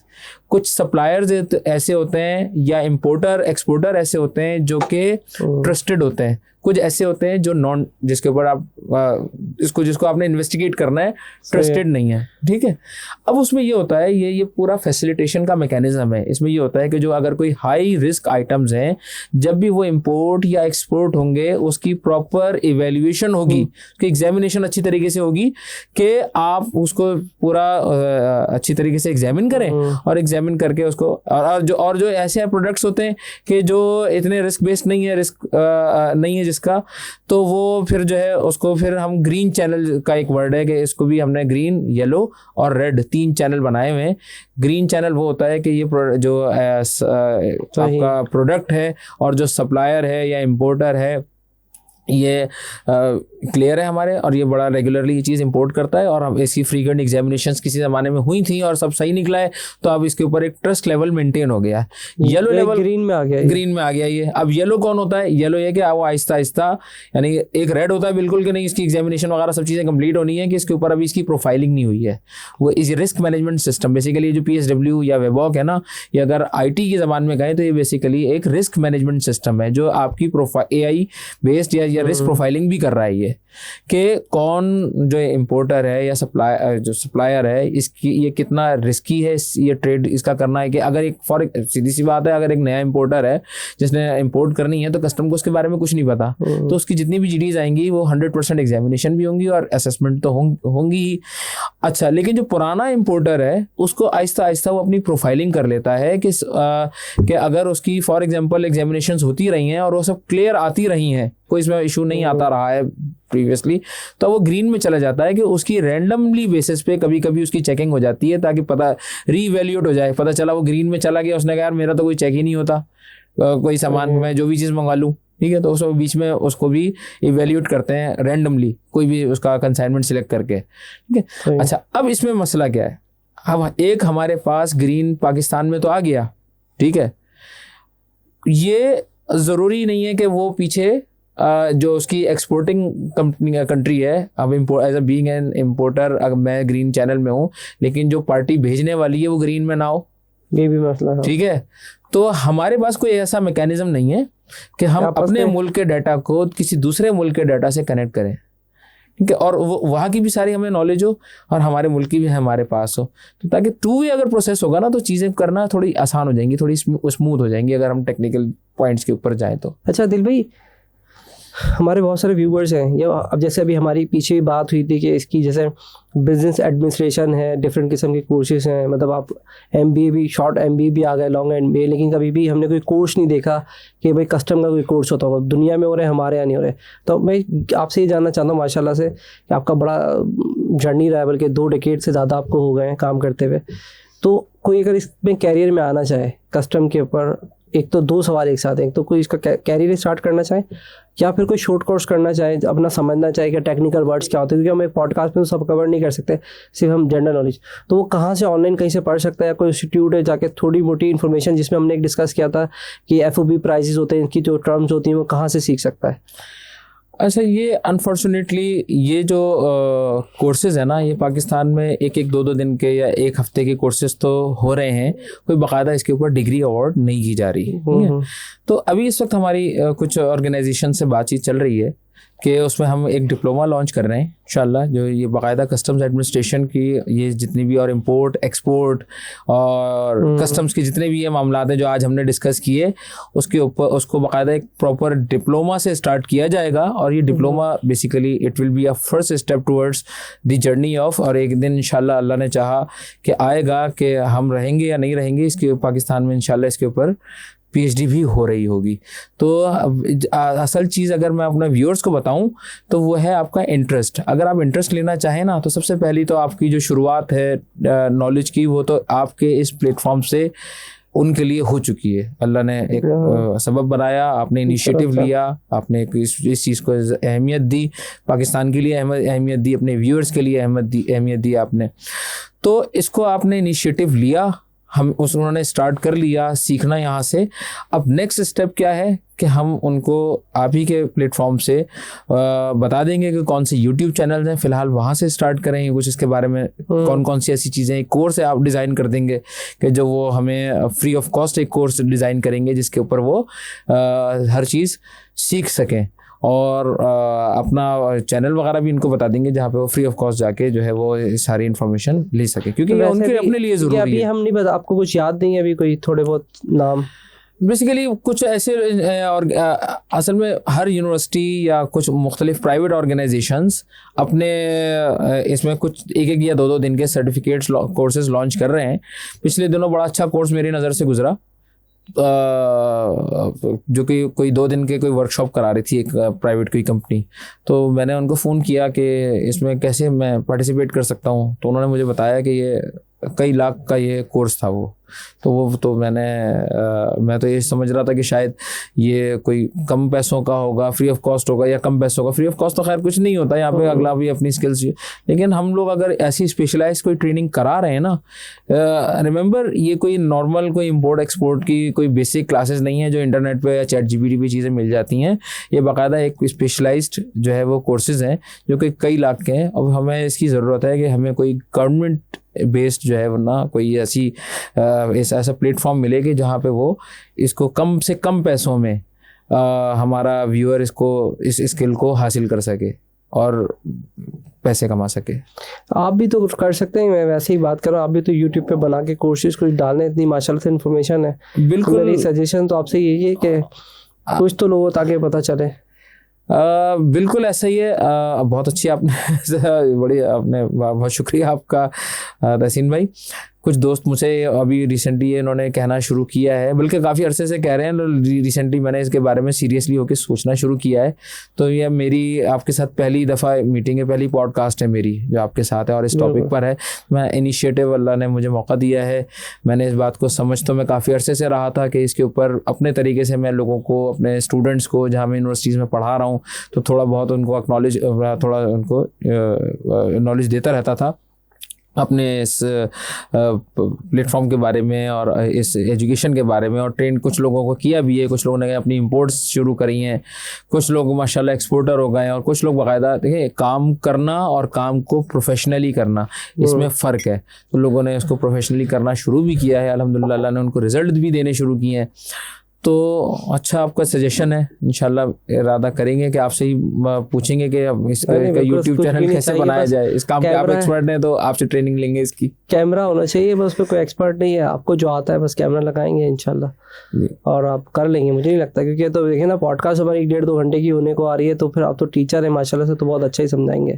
असल में सवाल कर जो टीचर है ना, या तो लेक्चर्स हो बाकायदा प्रॉपर, तो बस वो लेक्चर तो हम लेक्चर बना लेते हैं। बिल्कुल ऐसा ही है कि एक लेक्चर हम उसको डिज़ाइन कर लेंगे, क्योंकि हमने सीखा तो बहुत है, लेकिन इसको प्रॉपर एकेडमिकली अभी हमने लेक्चर्स वगैरह जो है वो उसको एक जगह कंबाइन कर लेंगे और ऐसे यूट्यूब। चले, आपसे बात करके बड़ी खुशी हुई है, बल्कि हमारे जो 100+ स्किल पॉडकास्ट बेस हमारा चल रहा है उसमें अल्हम्दुलिल्लाह हमने एक और स्किल पर डिस्कशन कर लिया आज, और ये मेरी अभी तक इत्तफाक से पूरी जितनी पॉडकास्ट है उस पर हमने अभी तक 2 साल में ट्रेड के ऊपर नहीं, कस्टम के ऊपर कोई पॉडकास्ट नहीं किए, और बहुत मज़ा आया आपसे बात करके। हमारे व्यूवर्स को अगर कोई मैसेज देना चाहे तो वो दे सकते हैं आप।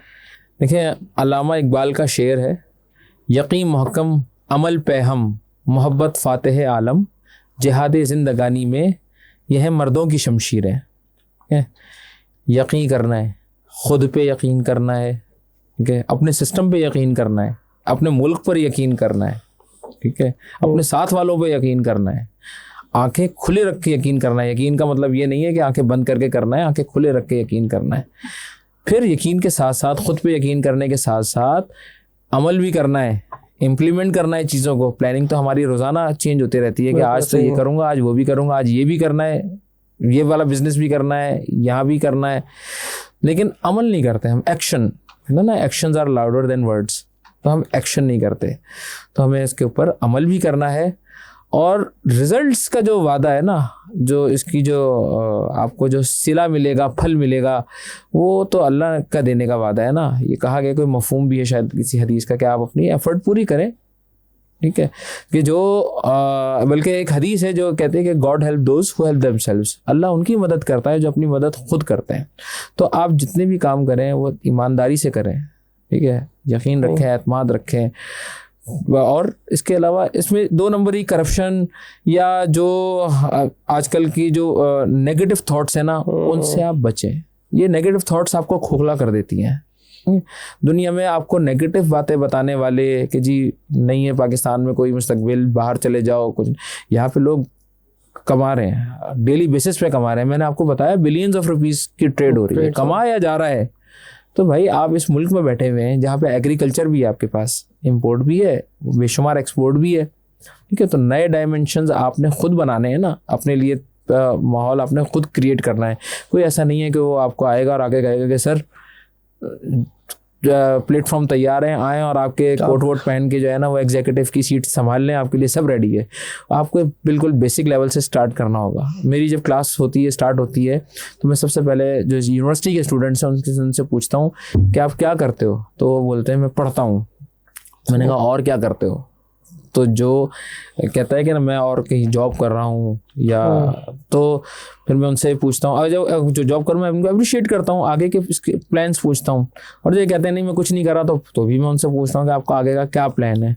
तो बहुत सारे बच्चे, बहुत सारे स्टूडेंट्स जो है वो अपने प्लान बताते हैं, बहुत सारे नहीं भी बताते, कहना अभी तक सोचा ही नहीं। तो मैं उनको मोटिवेट करता हूँ कि भाई सोचो, एटलीस्ट सोचो, ठीक है, क्योंकि अब वो दौर नहीं है आगे के भाई अभी तक हमारे यहाँ क्या होता रहा, बच्चा जो है वो 30-30, 35-35 साल का हो गया और वो वालिद साहब के जो है वो रहमो करम पर है, और वालिदैन भी लम्सी बात है, हर अपने बच्चों को प्रोटेक्ट करते हैं।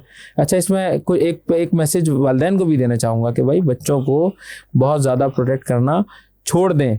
ये अब जो है ना कंपटीशन का दौर है, इसमें कंपटीशन बहुत है। अब आप अगर प्रोटेक्ट करके रखेंगे मुख्तलिफ चीज़ों में, तो आगे वो अपनी ज़िंदगी में फ्लाई नहीं कर सकता। जो उसको वेंचर्स देखने हैं जिनसे उसने अट्रैक्ट होना है, जो उसकी क्रिएटिव स्किल्स हैं, जो उसको बेदार होनी है, वो पकड़ पकड़ के घर में बिठा के दबाने से, हाँ ये है कि क्या मिसाल है ना कि खिलाओ सोने का निवाला देखो शेर की निगाह से, तो आप निगाह ज़रूर रखें कि उसकी एक्टिविटीज़ क्या हैं, लेकिन आप उसको खुला छोड़ें ताकि उसकी जो क्रिएटिव स्किल्स हैं वो किसी तरीके से उसको दबे ना, बल्कि वो इन्हेंस हो। ठीक है, अभी एक पेरेंट्स किसी बच्चे के जो कि मेरे फ्रेंड भी हैं, तो उनके बच्चे को इत्तफाकन ऐसा हुआ कि मैं क्लास में गया तो एक बच्चा वहाँ पे आया, मुझे पता भी नहीं था कौन बच्चा है वो, तो जैसे सारे स्टूडेंट्स हैं मैंने उनको पढ़ाया, पहले दिन भी पढ़ाया, दूसरे दिन भी पढ़ाया, तो उसने कहीं फेसबुक वगैरह पे देखा, ऐड किया, तो पता चला मैं उसके फादर के पास ऐड था। ठीक है, तो उसने अपने फादर से पूछा कि ये कौन है सर के पास आप ऐड कैसे, उन्होंने कहा तो मेरे दोस्त हैं। तो मेरे पास मेरे दोस्त का जो कि मेरे स्टूडेंट के फादर भी हैं, उनका फ़ोन आया, कहते हैं कि अदील साहब आपका मेरा जो बेटा है वो आपसे बहुत इम्प्रेस है। मैंने कहा क्यों भाई, मैंने ऐसा क्या किया? तो कह रहे हैं कि वो आपने, अच्छा मुझे पता भी नहीं कि कोई है, तो वो आके मुझसे सवाल उसने पूछे, अपने बारे में भी डिस्कस कर रहा था, तो उसके जो प्लान्स थे मैंने उसके बारे में उसको गाइड किया और उसको मोटिवेट किया मज़ीद। तो शायद वो मोटिवेशन का भूखा था वो बच्चा।